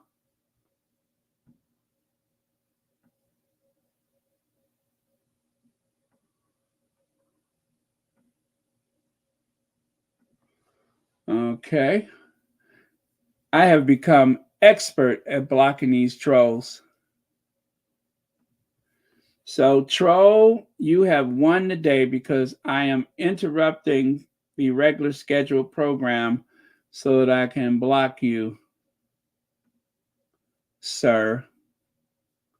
You waited patiently for a whole week to try to disrupt Royal Sussex. Well, that's just not going to happen. Do you hear me? Never. Never. Okay. You are out of here.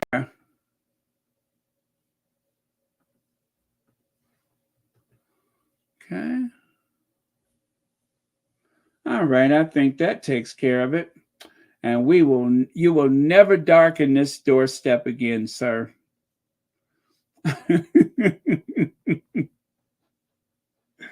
You will never, ever darken this doorstep again.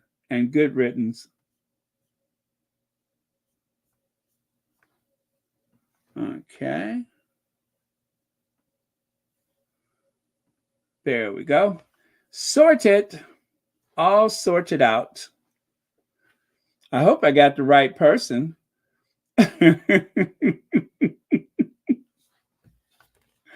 Was it John Jenkins? Did I get the right person? Let me know. Otherwise, I have to bring that person back. But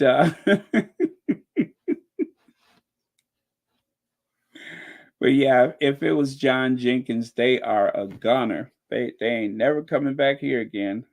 And that's a promise. Oh, okay. Sorry, John Jenkins. I recommend you grow a personality. Find some business because this is a Sussex friendly zone here. We are all Sussex all the time. So you're in the wrong place, sir. This is a Sussex friendly space. Word up. Okay. Is this Senator Tim Scott that I see on a swing of some sort? Oh, Lord. Please tell me this. Yes, he did. Senator Tim Scott on a swing.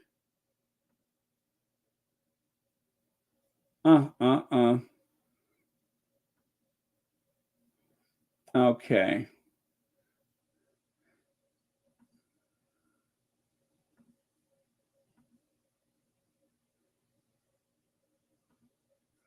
All right, so I'm going to fix one more thing while I'm here.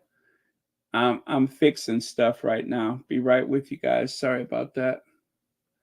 So,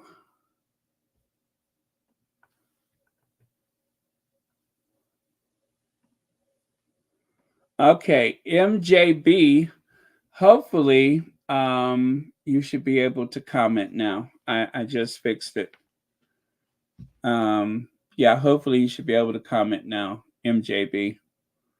I would try to go out and come back in and see if that helps if you're not able to comment. All right, so let me continue. How many slides I got left? I think I got maybe 10 more. Prince William's private secretary, Christian Jones, quits after 10 months in role. Now, he left after 10 months, but he seems to still be around and still causing trouble for the Sussexes, of course, plotting and scheming and whatever else he's doing allegedly. But yeah, he's still doing the stuff that he does for them. It seems like he may have been possibly allegedly at the hospital when William went for his one and only visit. It looks like when William went to the hospital, not only did he go with his royal protection officers and his zippy new electric car, but he also seemed to go with a pulled pork sandwich in his pocket. Yeah, seems like he had a pulled pork sandwich with him when he went to the hospital. If you know, you know. And then over here, William's private secretary quits. Roy Anika, what is that? Prince of Wales and his private secretary are just are to part company as Prince William restructures his household. I wonder if this had something to do with that all expense paid vacation to the Caribbean. I wonder if that person was responsible. New chief executive Jean Christopher Gray, a leading civil servant who previously worked as David Cameron. Oh, God, not a David Cameron person. Joined Kensington Palace in February 2021 to lead the Duke and Duchess of Cambridge team, known as JC. He is widely respected in royal circles and as William's closest. You see, guys, this is what makes it so bad. You have this ultra right-wing conservative government in power right now. And William and Charles hires from within the government. It's like an American defense contractor, right? Well, not defense contractor. Let me explain it like this. I'll give you the Donald Rumsfeld story again. Donald Rumsfeld, the youngest defense secretary in the history of the United States. When was it George Bush Sr. or was it Gerald Ford? I forget who he worked for. Maybe it was Ronald Reagan. I forget. But whoever the president he was under when he was the youngest Secretary of Defense, when that president left, he left. And from there, he became a lobbyist and a defense contractor. He worked for those defense contractors. He helped to sell weapons to perpetuate more war, right?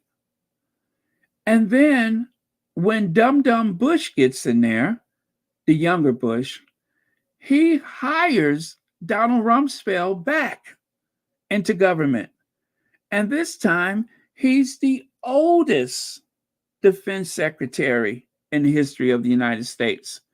Well, in those years between being the youngest and the oldest, he created generational wealth for his family, opportunities for his family, his friends, all of the connections that he had. He made a lot of money. He sold a lot of weapons. And then once he got back in the White House, the same companies that he used to work for, then he could go and buy weapons from them. It's the same principle. You go from the government to the palace and then back to the government again. Maybe you get elected to a seat in parliament. But along the way, there's so much nepotism and favoritism that along the way, you do nothing but make money. You help your family's social standing. You get your kids into the right school.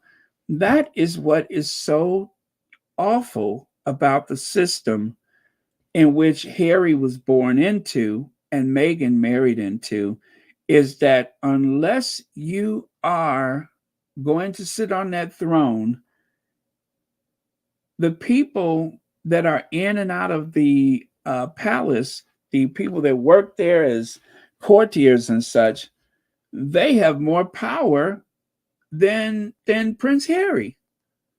Obviously, because Prince Harry lost his royal protection and money because he was outraged at the idea that one of the courtiers leaked.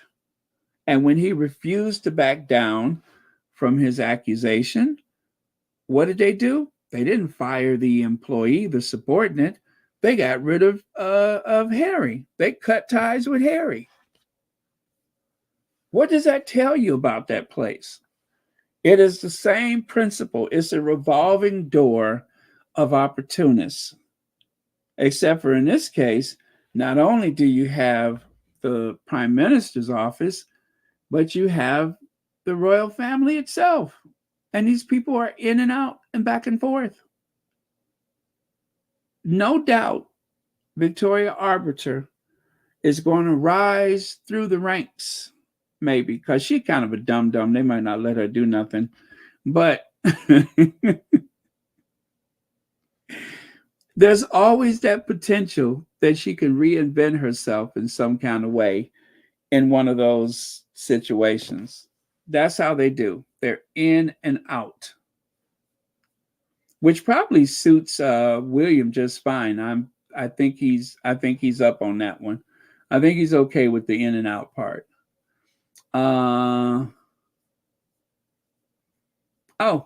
Lacey D, thank you so much for the super sticker, and thank you so much for being here.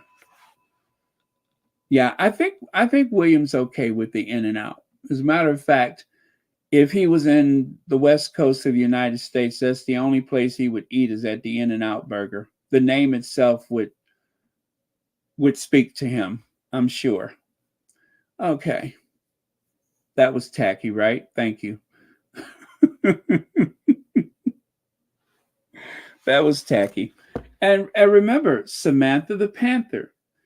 Samantha Cohen. When Samantha worked for the Queen, she worked for the Queen for 17 years, rising through the ranks to become her, what do you call it, her press secretary, whatever.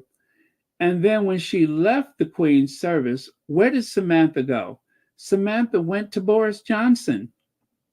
She went to go work for Boris Johnson. That's the shady one with the white top there. Shady. All of these people are set. All of them. They're set. They will always have a job because of their loyalty to those misfits. They are always going to have a job. There was no scenario in which the Sussexes would be able to exist in that situation. No way. Because of that. Because no matter what happens, they're always going to be more loyal to Charles and William.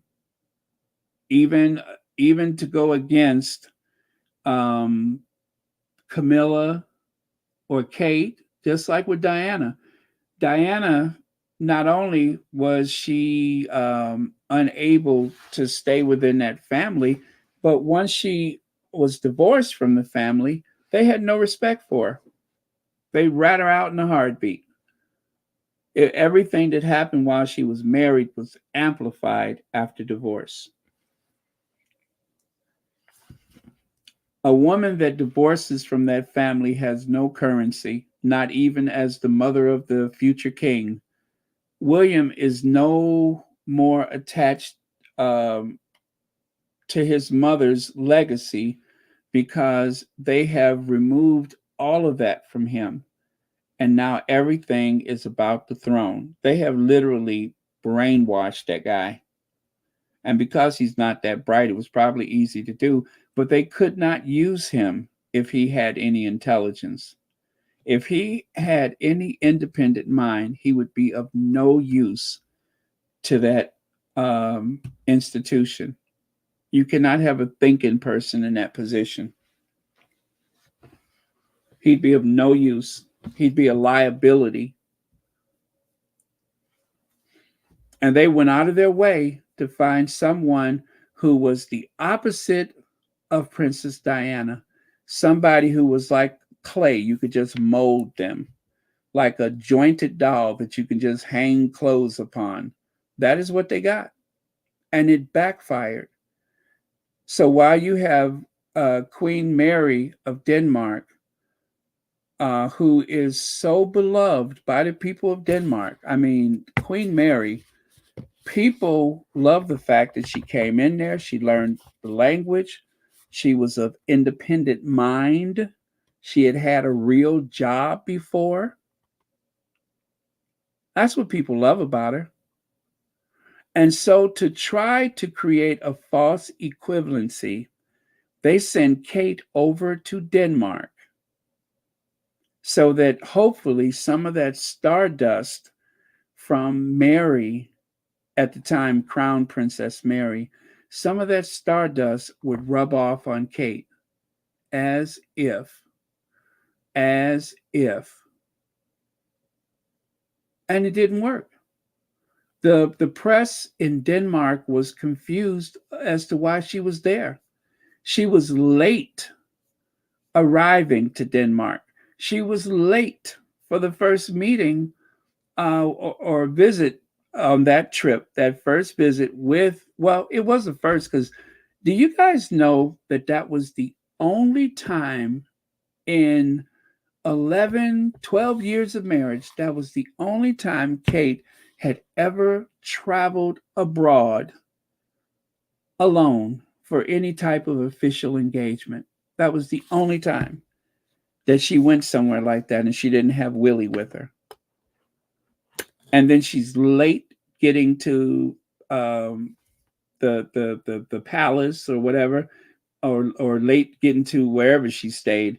Then she was late getting to meet the queen and the crown princess. She was supposed to be there to impress people. All they did was have her go to a place with children where she could interact and take pictures, and that was it. That was the whole point of her being there, was to pretend like she's an authority on children, which she's not, and otherwise just to engage and mingle with other people's kids, or what she does back in the UK. Any moron could do that. Anybody could do that.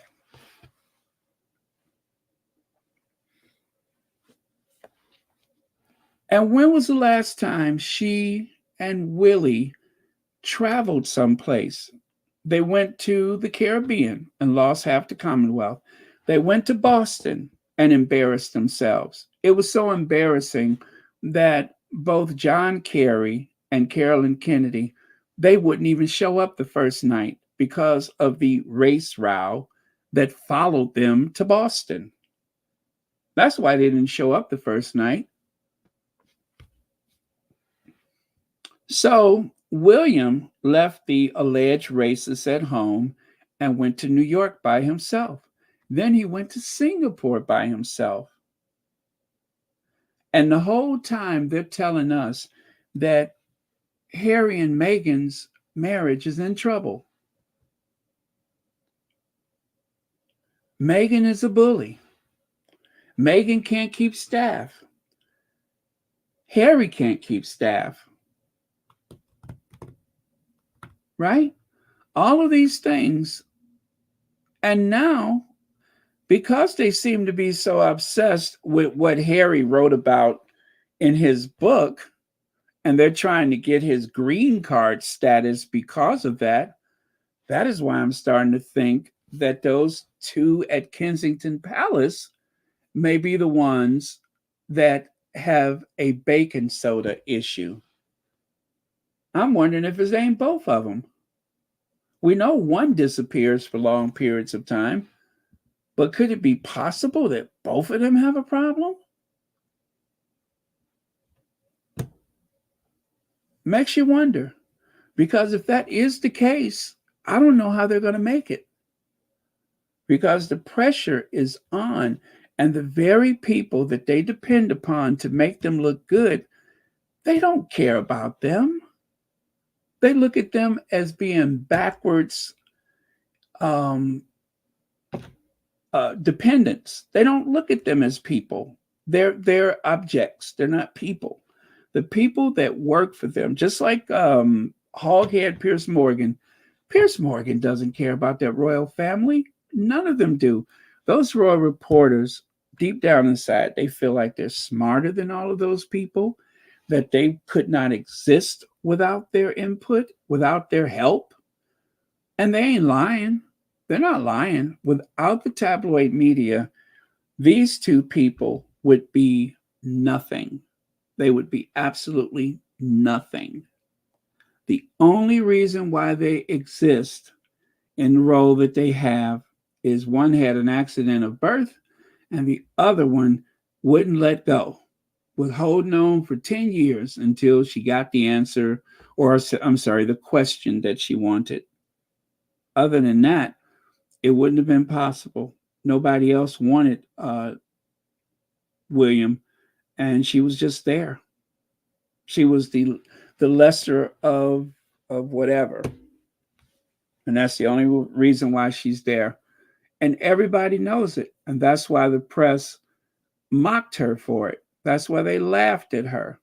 That's why they made jokes about her, because everyone in the aristocracy felt the same way. So they keep calling Meghan the yacht girl, but Meghan never worked on the yacht. Kate did. It's always projection. As a rule, if they say it about the Sussexes, then it's true about the Cambridges.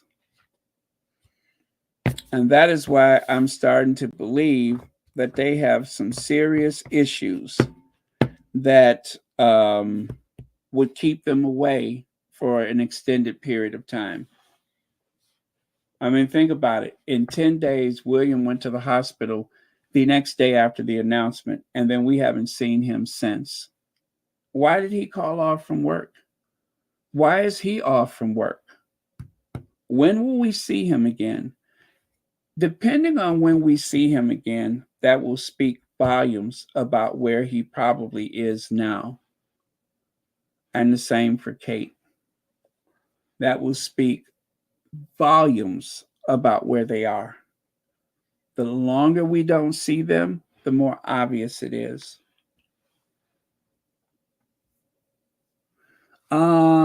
Lydia Avakis, thank you so much for the super sticker. And thank you so much for being here tonight or this morning.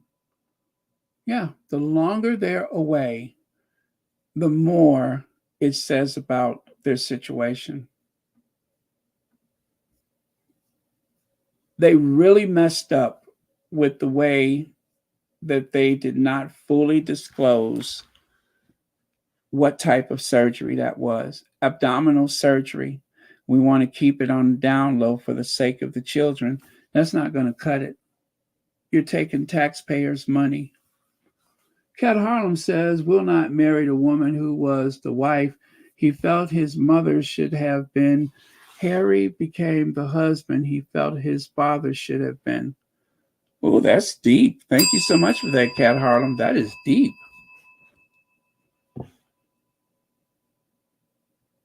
I have to look at that again. That is deep. Yep, that is deep. And thank you for 17 months membership.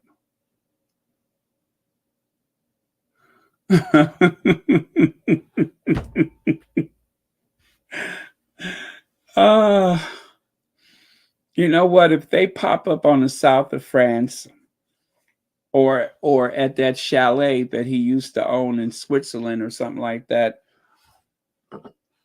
I am going to need a well-padded cell so that I don't hurt myself, because I am going to laugh and just keep bouncing into walls. I am going to walk aimlessly into traffic without looking because I'm going to be laughing too hard.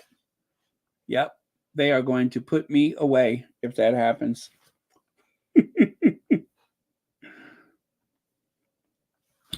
Kate's loyal inner circle aiding her recovery from right-hand woman to royal BFF. Who?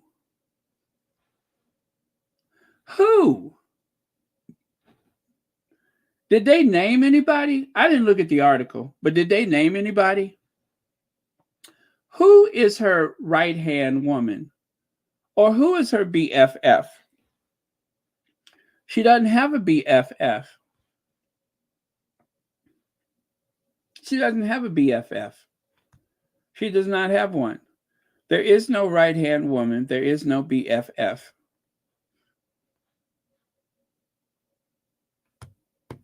There is none. She does not have one.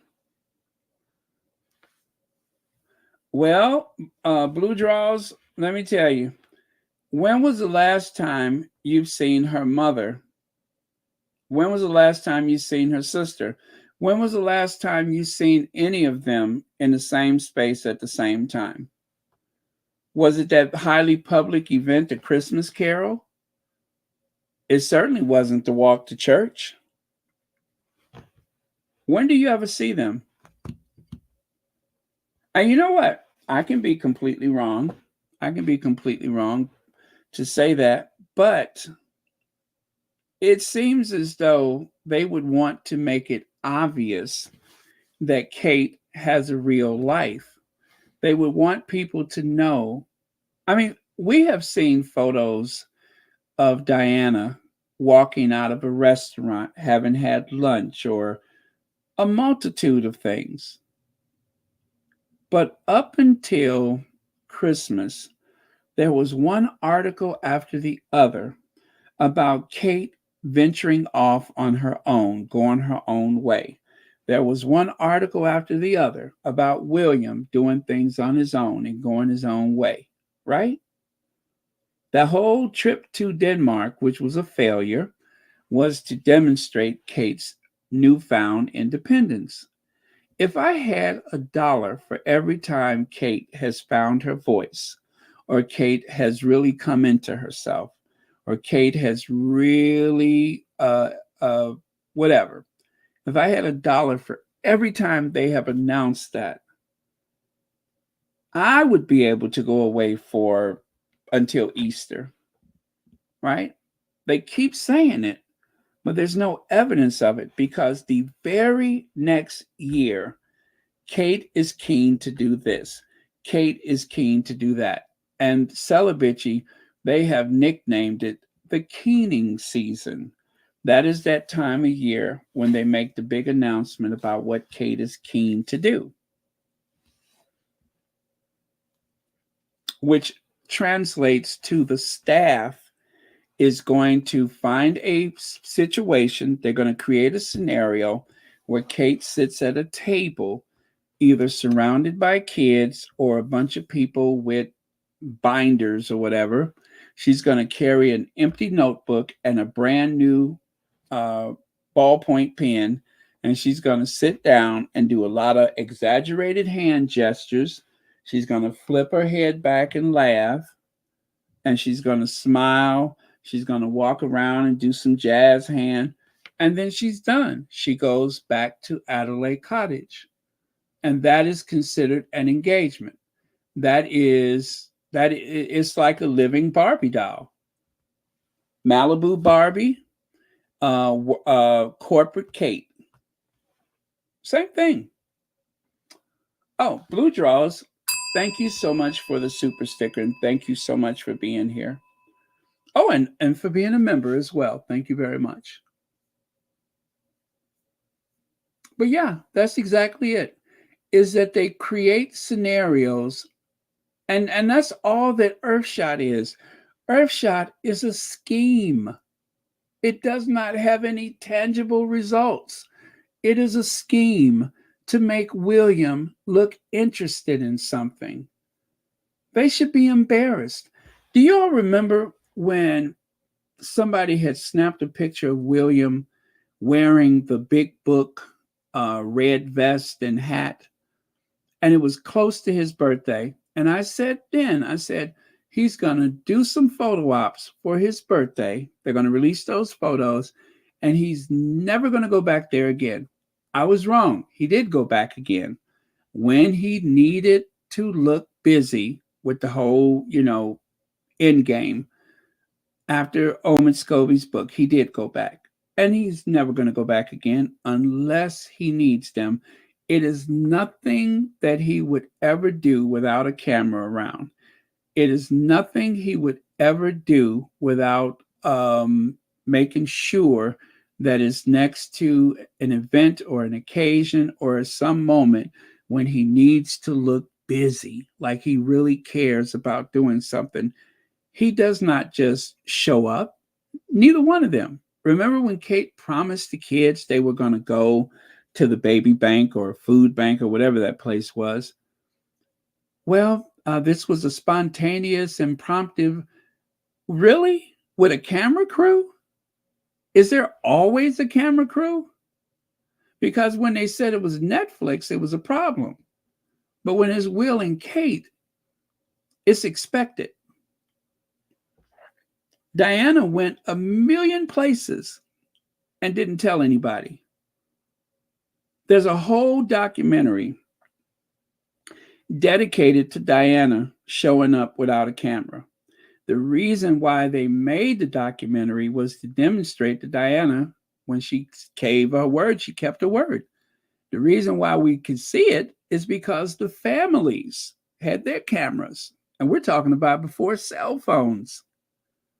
They recorded these home videos. And someone pieced them together and made a documentary out of it. Diana didn't bring the cameras. The families were the ones that recorded it.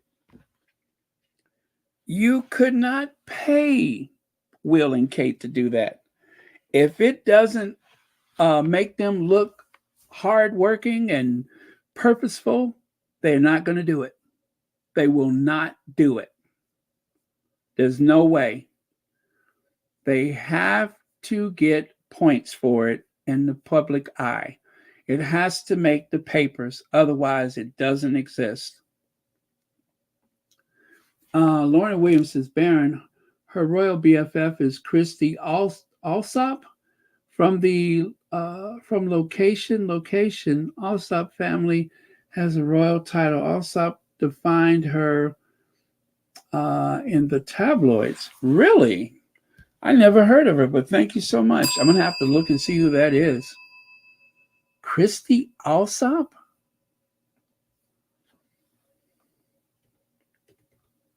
Let me see if I've seen her before.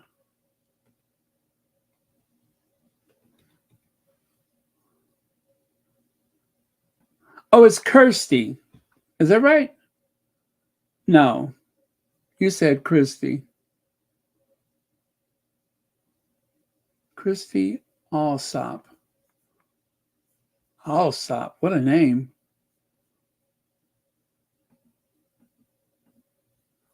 Well, I mean, I see this television personality.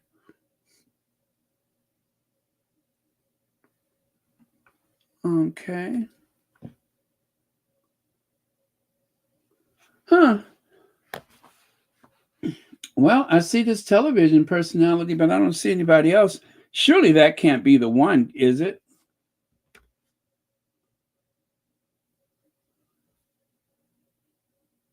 Channel 4? Yeah, that can't be. Oh, wait. Oh, she is an aristocrat. British television presenter known as co-presenter. Is she a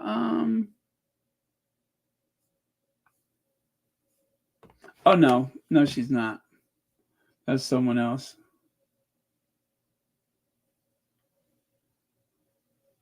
Oh, Charles Alsop Baron. Oh, so is she? And she just doesn't use her title? Okay, honorary Kirsty Mary Alsop, born. Okay, so she is an aristo. Got it. All right, thank you. I didn't know that. Thank you very much. Okay, and Shelley L. says, why is everyone so upset that William didn't spend more time with Kate? He literally said that all he could offer was a smile and a wave here and there. So you think he just kind of, just showed up and stood at the foot of the bed and said that? He was just walked in the room. Wait, no, that's the wrong one. And that's important. So, I'm sorry we can only come and give words and comfort, but we are thinking about you the whole time, and we really care about what's going on. So sometimes it does more than financial. And I'm sure Kate says sometimes that's more than what I ever expected. Thank you, Shelley L. Yeah, that makes sense. Now that you put it that way, what was I thinking, right? What was I thinking? Okay. So, do you guys remember this? CNN agenda has been obvious for months. They're in the tank for Harry and Meghan. Pathetic. The other two royals are the future king and queen. And this is coming from Dan Wooten, who prior to, a certain period of time, Dan Wooten hates William. He hates William. He never did like William. I don't know why he had it in for William. But when it became to his advantage to go after the Sussexes, then it was, all the time.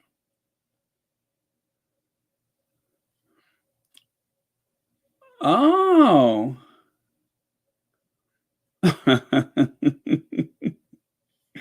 Okay, so let me play this for you. If you all remember when they walked out of the gates of the Windsor Castle that time. Now I can't play the video. I may be able to add it as a short later. Wow.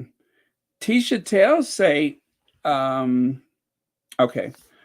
Tisha Tells is going with the Spanish news agency.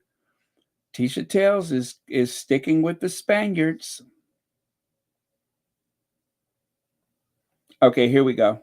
Because they are the working royals, and it was a huge shock. It was silent. You could almost hear a pin drop when the four of them emerged from the car. You could see Harry get out first, then you saw Meghan, and then the other two royals as well. And it was remarkable to see. One more time. Now, because they are the working royals, and it was a huge shock. It was silent. You could almost hear a pin drop when the four of them emerged from the car. You could see Harry get out first, then you saw Meghan, and then the other two royals as well. And it was remarkable to see now, because they are the working royals, and it was a huge shock.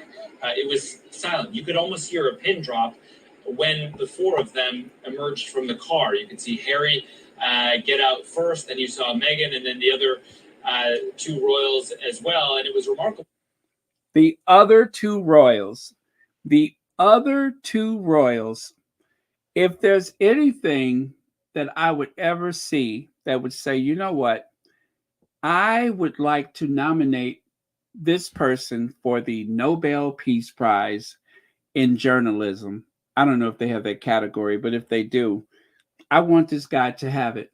I want him to have it because he said what everybody else was thinking anyway. And with all of the shade that they were trying to throw at Harry and Meghan, let me just remind people that on the day that the Queen died, when all the cameras were trained on that airport at Aberdeen in Scotland, when that plane landed, who did they say had arrived? They said Prince Harry and Meghan Markle, the Duke and Duchess of Sussex. They did not say William, not important enough. They didn't say Kate, who cares? And certainly not the Queen's children. They said Harry and Meghan. And then, much to their disappointment, that big egghead, you know what, stepped out, and followed by the Count and Countess of Wessex. Oh, it was an audible gasp of disappointment. Ugh. They were so disappointed because everyone wanted to see Harry and Meghan. That was all that mattered. That was the only way to maintain interest. Harry and Meghan upstaged the Queen at her own funeral. Harry's coat hanger upstaged the King on his coronation day. Harry and Meghan are on the balcony even when they're not on the balcony. They're not on the balcony, and all people do is look at the balcony and say, shame Harry and Meghan's not there. And by the way, I still have the video from that plane landing, and the guy said, and now the Duke and Duchess of Sussex have arrived. And no, they didn't want Meghan to come because they didn't want to get upstaged. The future king did not want to be upstaged. The current king did not want to be upstaged.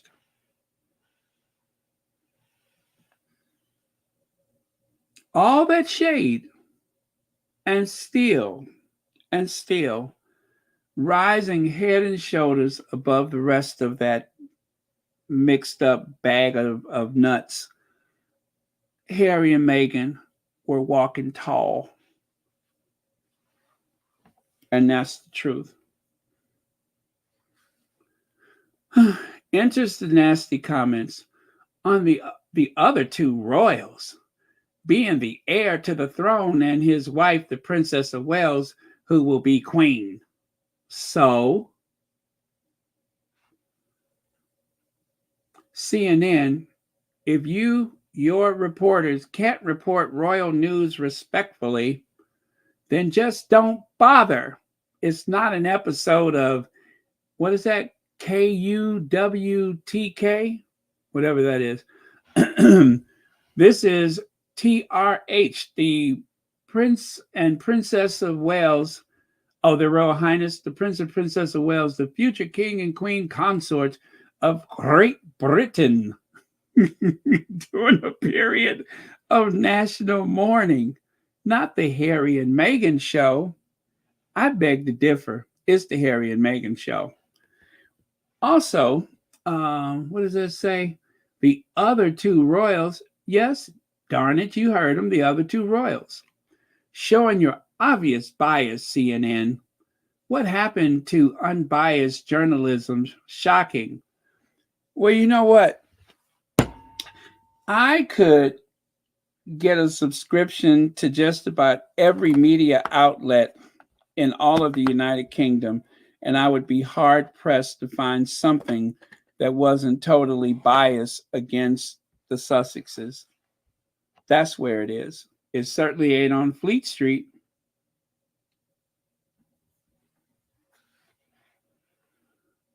Well, at least one person's got it right. God bless America. God bless America.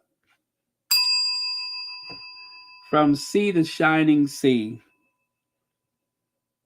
Yes, God bless America. From the Appalachian Mountains to the hills of Montecito. God bless America. Lady Essex, disrespectful, and the comments from the Sussex fan club are ridiculous. They do talk utter, what is that? Gobblers? Cobblers? Gobblers? Is that some of that old English again? And then Angelina says, American media are so unserious. He wasn't even trying to be petty. As far as he is concerned, he's done nothing wrong. Hear, hear. Hear, hear, sister girl. Hear, hear. He was just reporting the news as he sees it, right? As he witnessed the events unfold, he gave his report. And of course, the Daily Mail enters the Daily Mail with all of their nonsense. Let me see, what did they say? Okay. CNN snubs the Welleses.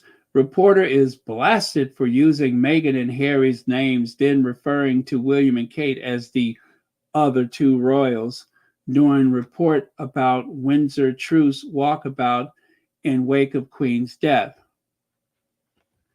Scott McLean is CNN's international correspondent based in London and is reporting from the city in the wake of Queen Elizabeth II's death. McLean was doing a segment on Prince William and Prince Harry and their wives, Kate Middleton and Meghan Markle, reuniting in public. Yeah, like I said, the Harry and Meghan show. Respectful and disrespectful, and the comments from the Sussex fans. Oh, okay, that's the same thing. Oh, those two are the same. Never mind. Didn't realize that. All right, so there you go. So let it be said that even on an occasion like the Queen's death, the most important people, the most popular royals in the world today, Harry and Meghan, the Duke and Duchess of Sussex, even on that day, that's all people were thinking about is, where is Harry and Meghan? And for good reason, because the rest of them are just so inconsequential. Why even bother? I mean, they barely make a ripple. They are like a terrible inconvenience. They are of no consequence, I could assure you. So it was high time somebody said what everybody else was thinking. Hand in hand, King's dashing equerry and his new love, a PR exec who used to work for Charles. Good God. Really? I told you guys it's like a revolving door. Everybody knows somebody. Everybody knows somebody. Everybody is connected in one way or the other. Whether it's what photographer Chris Jackson's girlfriend being Kate's personal assistant, or the King's equerry dating some PR exec who used to work for Charles. It all runs together. Yep.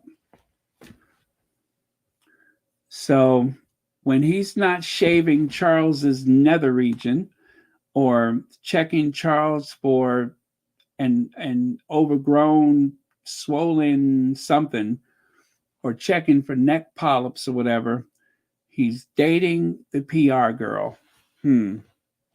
All in the family. And now a word from Prime Minister Justin Trudeau.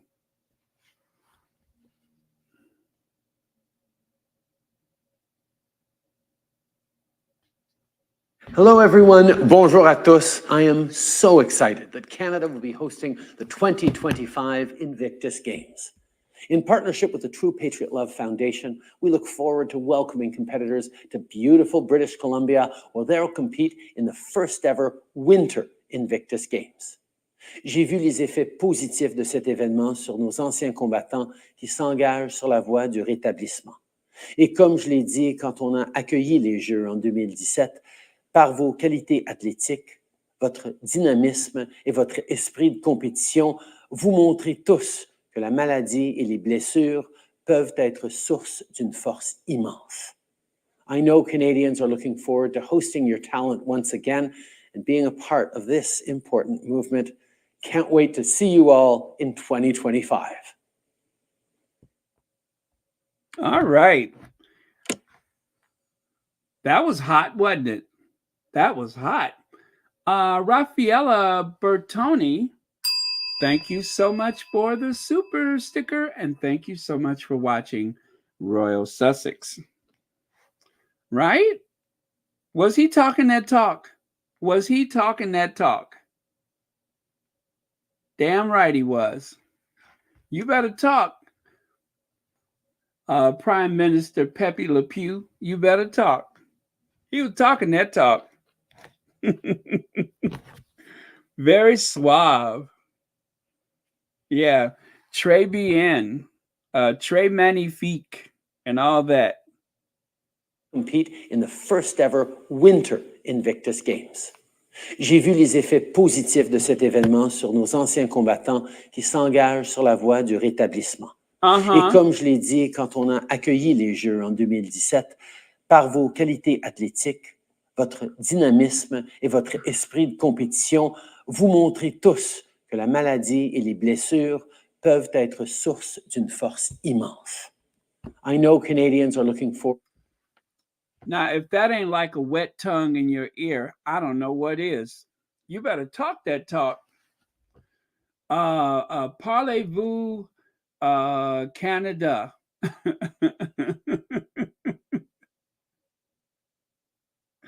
Parlez-vous français? Oui. By the way, this is the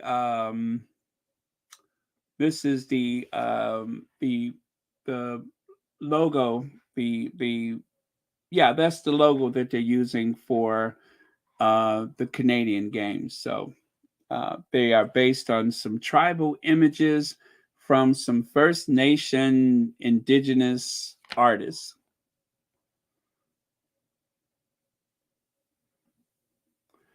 And of course, Black Queen wishes you all a happy and well-informed and very prosperous Black History Month. Right, Black Queen?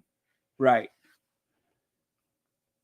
I'm almost done, you guys. By the way, I am almost done. I just have a few slides left, and then you are good to go. As a matter of fact, you can go now. You're not going to miss anything. Isn't that stunning? Isn't that stunning? I love those hybrid tribal fashions. Love that. The colors, the earth, everything. The very regal model. Very, very cool. So I changed the background a bit. I thought that might kind of wake it up. And then I did that.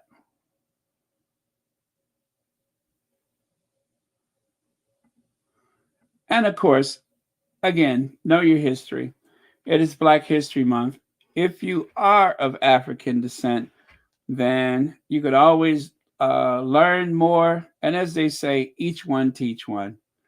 And of course, just like I expect people to learn more about Black history, especially in the United States, the African American contribution to this country, I try to learn as much as I can about other countries. And of course, in honor of Black History Month, don't forget to hold them ears, sis. Don't forget to hold those ears. You got to hold them ears down because otherwise you are going to have your sinuses tickled by the smell of flesh burning. Very important that you hold them ears down. Otherwise, you're going to go to school with those black tips on your ears. You ever sit behind somebody in school and you see that they got a nice little second-degree burn on the tips of their ears? Or maybe up on the top of their forehead somewhere, you see that little line up there? That's because they moved. Yeah. When they reach toward you with that hot comb, it's best you stay still and don't doze off because you might. Yeah. You got to hold them ears, sis. And of course, whenever you see Flower or Good King Harry, that means we have reached the conclusion of our broadcast day. So thank you all so much. And thank you all for watching Royal Sussex. And I say that we let the Prime Minister of Canada have the last word, right? Positif de cet événement sur nos anciens combattants qui s'engagent sur la voie du rétablissement. Et comme je l'ai dit quand on a accueilli les Jeux en 2017, par vos qualités athlétiques, votre dynamisme et votre esprit de compétition, vous montrez tous que la maladie et les blessures peuvent être source d'une force immense. I know Canadians are looking for... Yeah. We like it better in French. Yeah. The French was hot. That right there. You can keep that. But anyway, looking forward to the Invictus Games next year. Don't forget the Sussexes will be in Canada later this month. Also, there should be some celebration at some point for the Invictus Games. And they are going to have a few projects rolling out this summer. So Sussex Squad has plenty work to do this summer, which is going to be fun and interesting because it's always good to see the Sussexes out. I always feel like everything is right in the world if Harry and Meghan are out doing their thing. So let the Sussex. And with that, you guys, thank you very much to the moderators for keeping this a safe space. Thank you to everyone who has memberships in Royal Sussex and those that also contribute by way of comment, likes, shares, and subscribing. If you have not subscribed, please make sure that you do. It helps out the algorithm in ways you could not imagine.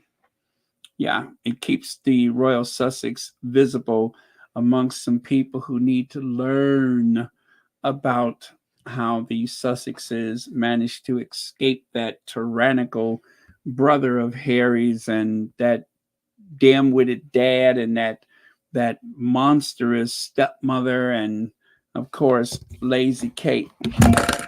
Got to figure out how that happened. Best way to do that is to learn from the Sussex Squad. Uh-oh, I hope I didn't knock the microphone.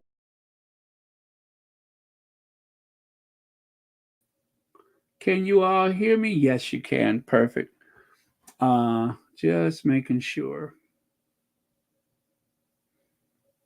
Okay, put that back. Well, I had fun tonight.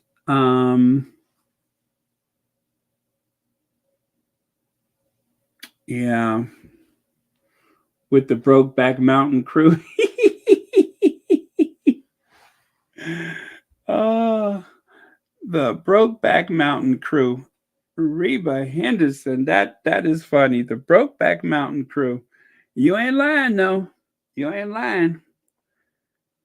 Yep, it is a bag of pulled pork sandwiches, which says a lot. It does speak volumes of what's going on. There's so much corruption in that Kensington Palace, so much corruption. I know we talked a lot of stuff tonight, and somewhere between those newspaper articles and the things that we have shared, somewhere in there is the truth. And that truth is probably very, very ugly. But I believe that no matter how bad things may be, if they just tell the truth and give people a chance to know whatever the struggle is, if they put their truth out there, they'll find that the public will forgive them or look past their shortcomings. They will, but they need to apologize to the Sussexes. They need to make things right with Harry and Meghan. I believe that everyone in that family would be best served by making things right with the Sussexes. There's too many ancestors and there's too many praying aunties and grandmamas and stuff. That's too much power for them to try to go up against. The very dark forces that they are trying to use against the Sussexes is only hurting them. It's really only hurting them.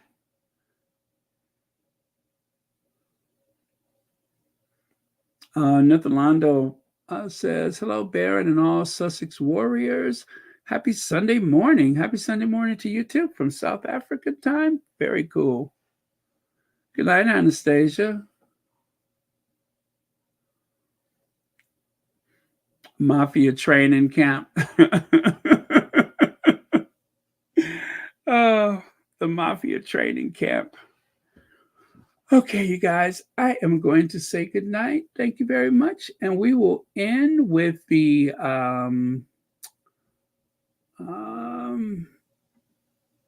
Once Upon a Time. I'm feeling a Once Upon a Time tonight. Oh, Raffaella Bertoni, thank you very much. And thank you again for the super chatter sticker. Yes, the super sticker. Thank you very much. Thank you, Shelly L., Lorna Williams, Blue Draws, Kat Harlem, Lydia Abacus, Lissy D, V. Bram, V. Martin, rather, Island Jen, B. Martin, Shelly L., YM Droid, Judy Mutasid, Legs, Lizzie, and Legs, and Black Queen, and H. Knight. Speaking of which, I am very, where is it at? I'm very proud of this one. If you saw what it looked like before I gussied it up a bit, but like for instance, the tone and everything was way off, but I fixed it. You know, I love to do all my editing. I fixed it.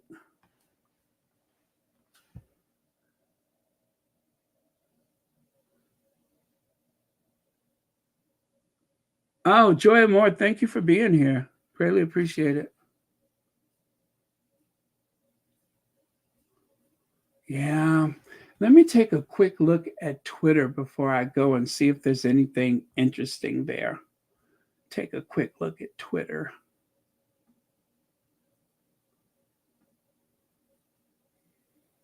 I tell you, the Twitter community, Let me see. UK news. Kate Middleton advised to tell the truth about her illness to end rumors. Kensington Palace has remained tight-lipped concerning the Duchess of Cambridge. Well, they got that wrong. I don't know who wrote that article. I don't see what paper it's from.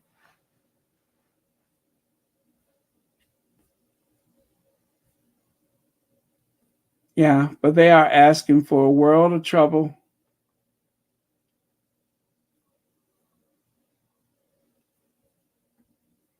They're asking for a world of trouble because people are going to speculate. I think that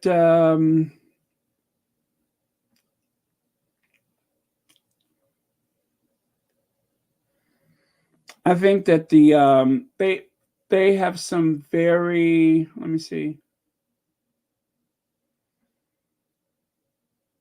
They have some very silly people working at the Kensington Palace, and they don't know when to do things proper.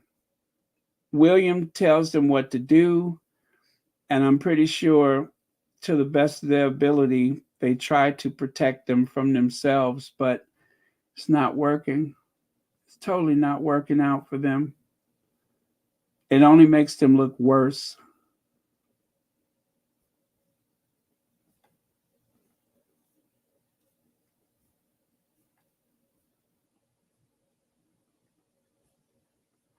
Okay, I don't see anything interesting on the Twitter. Otherwise, I'd gladly share it with you.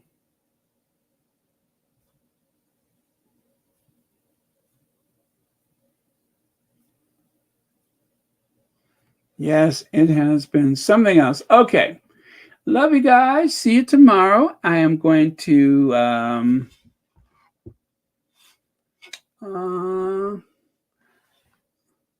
Guten Morgen. Oh, yes. Guten Morgen to you too, Lisette.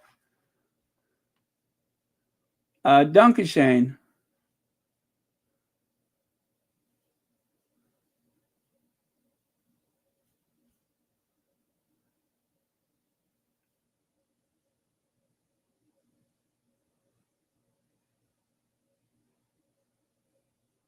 Okay.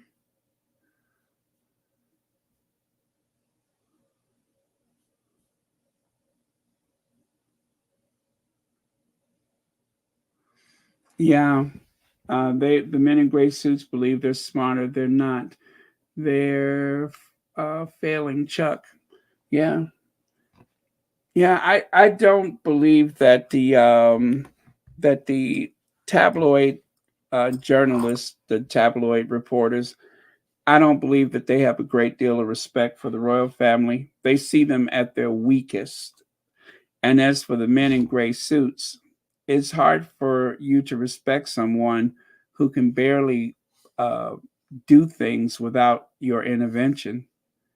It's hard to respect someone that's able bodied, right? An able bodied person that is totally dependent on another grown person to do the smallest things. That is very, very difficult to respect. Even if that's what your job is, that's not easy to do. Seeing someone so entitled and so aloof and ignorant about the world,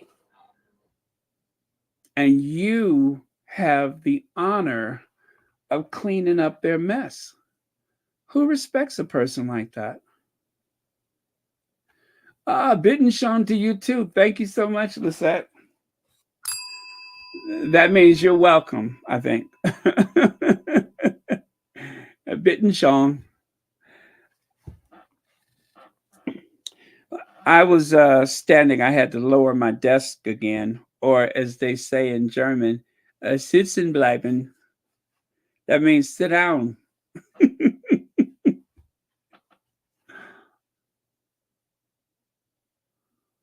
Okay.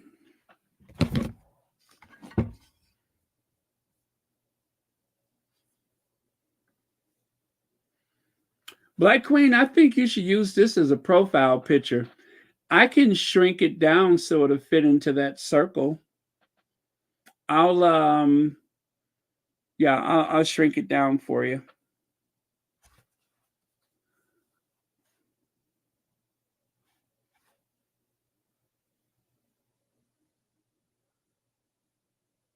Or maybe I'll make something else. Maybe I'll make something more colorful.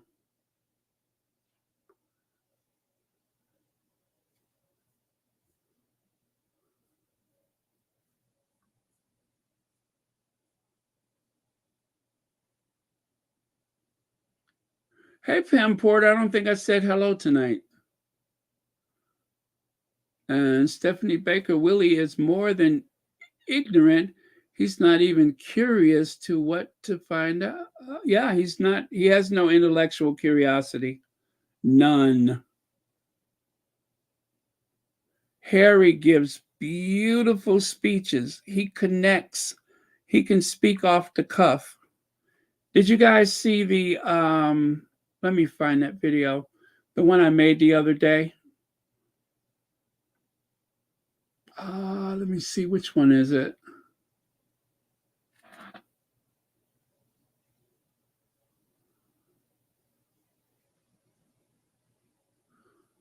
I think it's this one.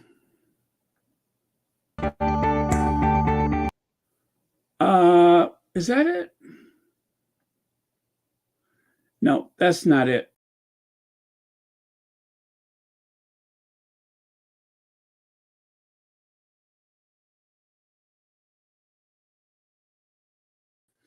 Okay, I hit the wrong thing again. Okay, I think it's this one.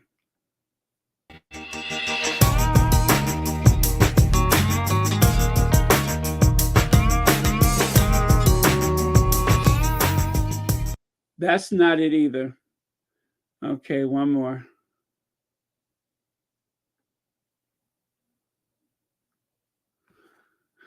Huh. Oh, you know what? It was the very first one I was looking at. Okay, so I'm going to skip to the part right here. Harry was magnificent. I made sure that I used his voice because I thought it was magnificent. Connect with others who've gone through a similar tragedy. For us, the priority here is to, again, turn pain into purpose and provide as much support as well as a spotlight and a platform for these parents to come together, to heal together, to grieve together, but also to collectively focus on a solution so that no other family anywhere has to go through what they've been through. It just doesn't seem fair. Isn't that beautiful? Isn't that beautiful? For us, the priority here is to, again, turn pain into purpose and provide as much support as well as a spotlight and a platform for these parents to come together, to heal together, to grieve together, but also to collectively focus on a solution so that no other family anywhere has to go through what they've been through. It just doesn't seem fair.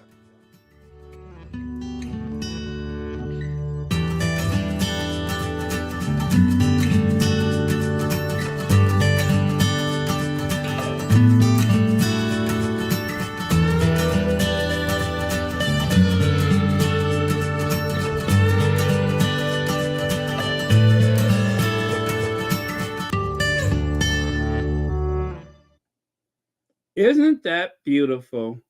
Harry really said what needed to be said at that point. And he impressed me more and more. Every time I see Harry, I'm more impressed than I was the last time, if that's at all possible. I'm just more impressed than I was the last time. You know, I understand Meghan's background better because, you know, I've grown up with people that have very similar backgrounds. There's actually, let me see. Well, I have one cousin that was actually on a television show. And I do mean a television show. So I've seen someone make that kind of thing happen. And that's just one part of Meghan's life, right? That's one part of her life was being on a television show for 7 years. That is monumental. There are so many more people that call themselves actors that will never ever be able to do something like that. So when you see someone on television nowadays, right? While television is in a decline, that is no easy thing. There's so many other people that it's like getting a job on a soap opera. You want that steady work. So that's incredible. She's one of just relative to the population, a handful of people that achieve something like that. So when they try to make fun of her and call her B-rated or D-rated or whatever, um, none of those people will ever be able to do that. None of them. If the height of someone's success is to be a royal kiss up, a brown noser, to write books that nobody reads, if that is the height of your success, is to go around gossiping about someone who died tragically in a tunnel in Paris, or that person's children, or their adulterous husband, or whatever. If that is the height of your success as a journalist, as a writer, as someone who went to university to do that job, if that's the height of your success, to get 200 pounds to appear on a morning show so you could go and lie about people that you probably never even met. If that's success, count me out. If that's what success is going on TV to lie,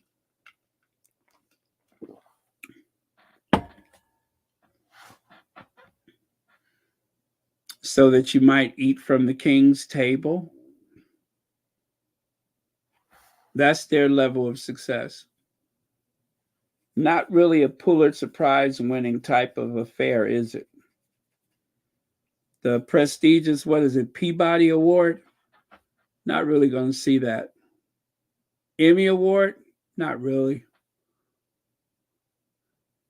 That's okay. Better late than never, right?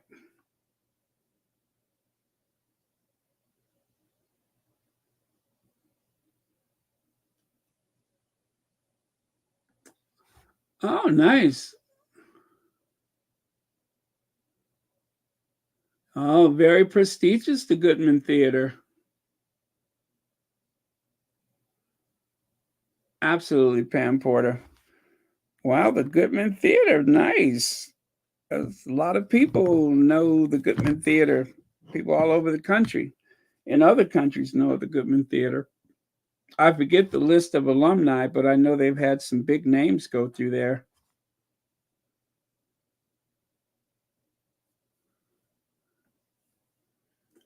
Goodman Theater alumni.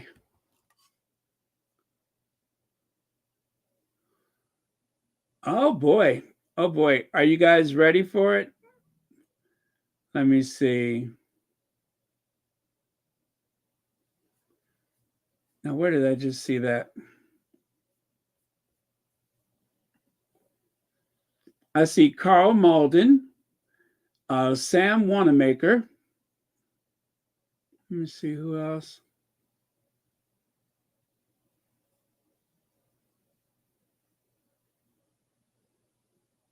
And I see when I open up the link, I lose it.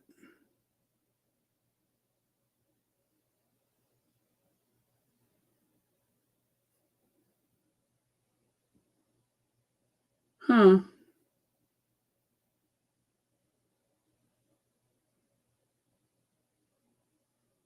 Oh, Brian Dennehy. Very cool.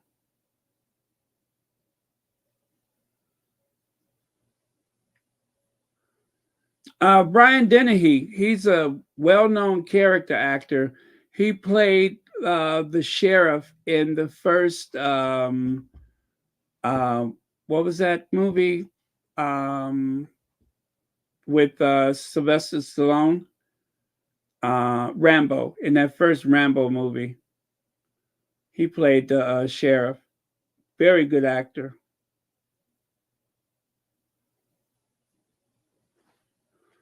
There was some more names here, and I don't see them. Yeah, see, when I opened it up, now I can't find the names.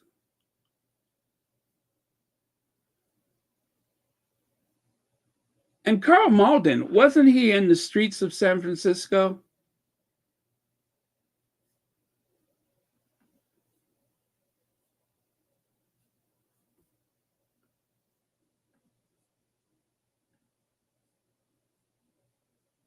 Okay. Oh, okay, this is better. The alumni list.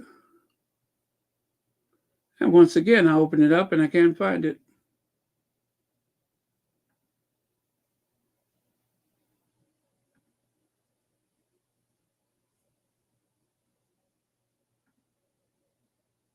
Okay.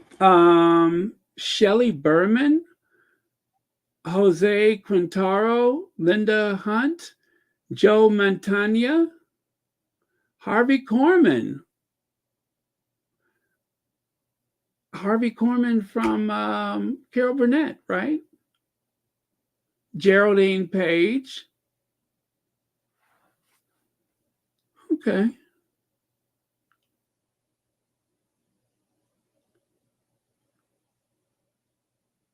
And there's some more people I know. I just can't think of them. Well, congratulations to you and your family for that. I love it. Very, very cool. Oh, okay. We're on the same page. I remember that. Oh, you too. Okay, got it. And Michael Douglas played the young cop, the younger detective.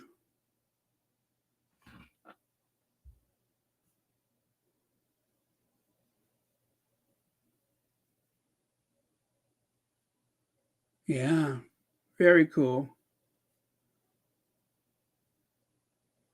Well, anyway, my point is the Duchess of Sussex has made a great success of her life before she married into that family. And, you know, her life is not measured by trophies and red carpets, but because of service. And she has found her, what do you call it? What is the word I'm looking for? Anyway, she's found someone who is like-minded, and they're so lucky to have found each other. Very lucky. And the world is lucky that they found each other. The leftovers in baby boomer balcony.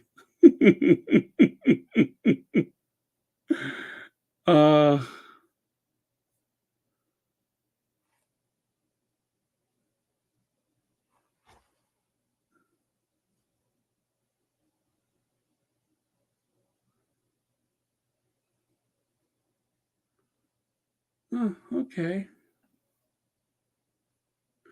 All right. Well, love you guys. I will see you all tomorrow. And cue the Once Upon a Time.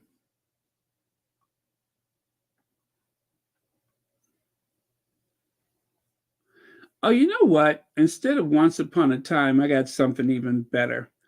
I got something much better. Much, much better.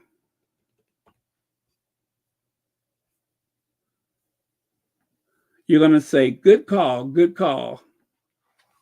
And I love Prince Harry, and Prince Harry should be king. He should be king. Prince Harry, not William. William and all of them in there, Camilla is the wicked witch of the devil himself, because she is part of why Princess Diana is not here. I do not like them. I am from the islands, and we don't need them in the Caribbean. Get lost. Demolish the monarchy. This is 2023, okay? And I will support Harry 100%. I do feel for him. Yes, I do. And everything in the book is the truth. And Charles is the monster, not Harry. Harry's no monster, not Meghan. He's bringing the story out right now. They are evil people. They are not nice.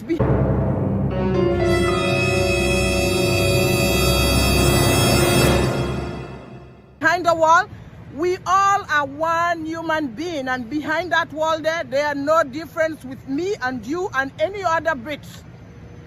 Give the people back the money. They are just welfare recipients living off the taxpayers of the British people. And the British people are stupid, supporting that nonsense monarchy. It is nothing. It's just a title. It means nothing, a title. I'm angry at them.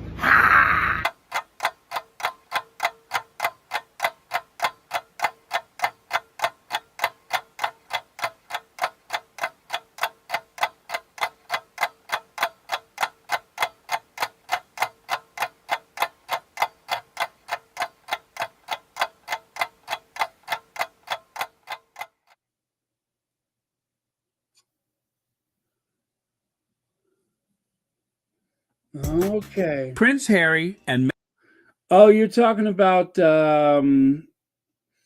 what's his name? Paul Burrell.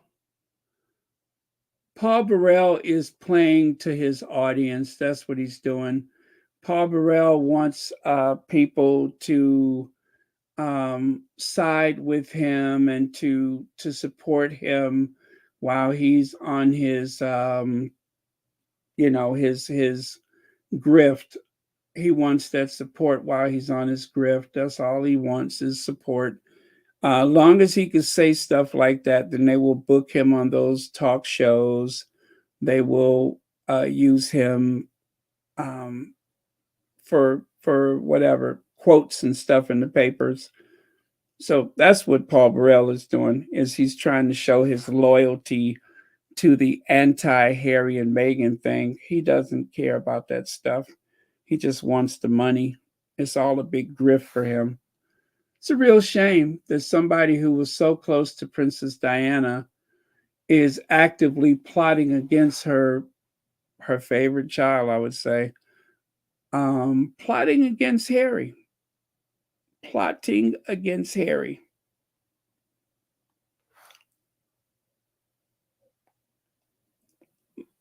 He didn't even wait until she was, buried before he started taking her stuff. And that was somebody she trusted. Wow. Actually, I shouldn't say that. Who's to say that she really trusted him? Like so many things in life, he might have been the lesser of two evils.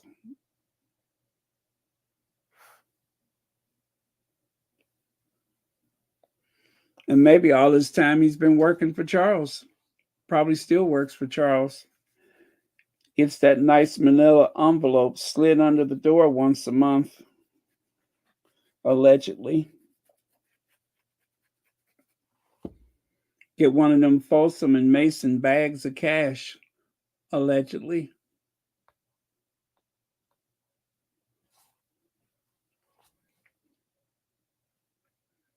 Like my thumbnail. I thought the thumbnail from yesterday was pretty cool too. This one. I don't use one of those apps. I make all my thumbnails myself. Put them together. You can tell I do them myself. I mean, look at all the grammatical errors. Sometimes I look back at the thumbnail and I'm like, oops, oops.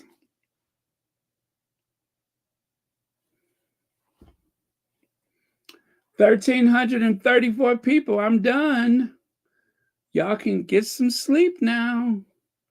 Good night or good morning. Have a very productive Sunday because we are through.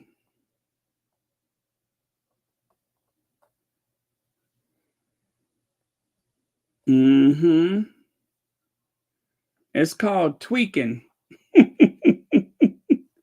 He always tweaking.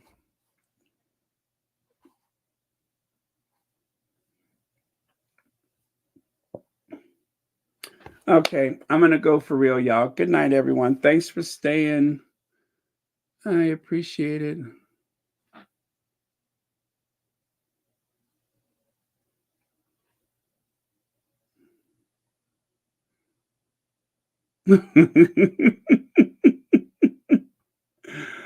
Oh, but it's been like over 3 hours. I have to.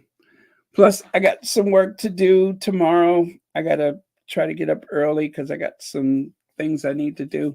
Got some projects I'm working on. So I better call it a night. But thank you all so much. And thank you for trusting me to do this work. That really means a lot to me. It does mean a lot. So appreciate it. Good night, y'all.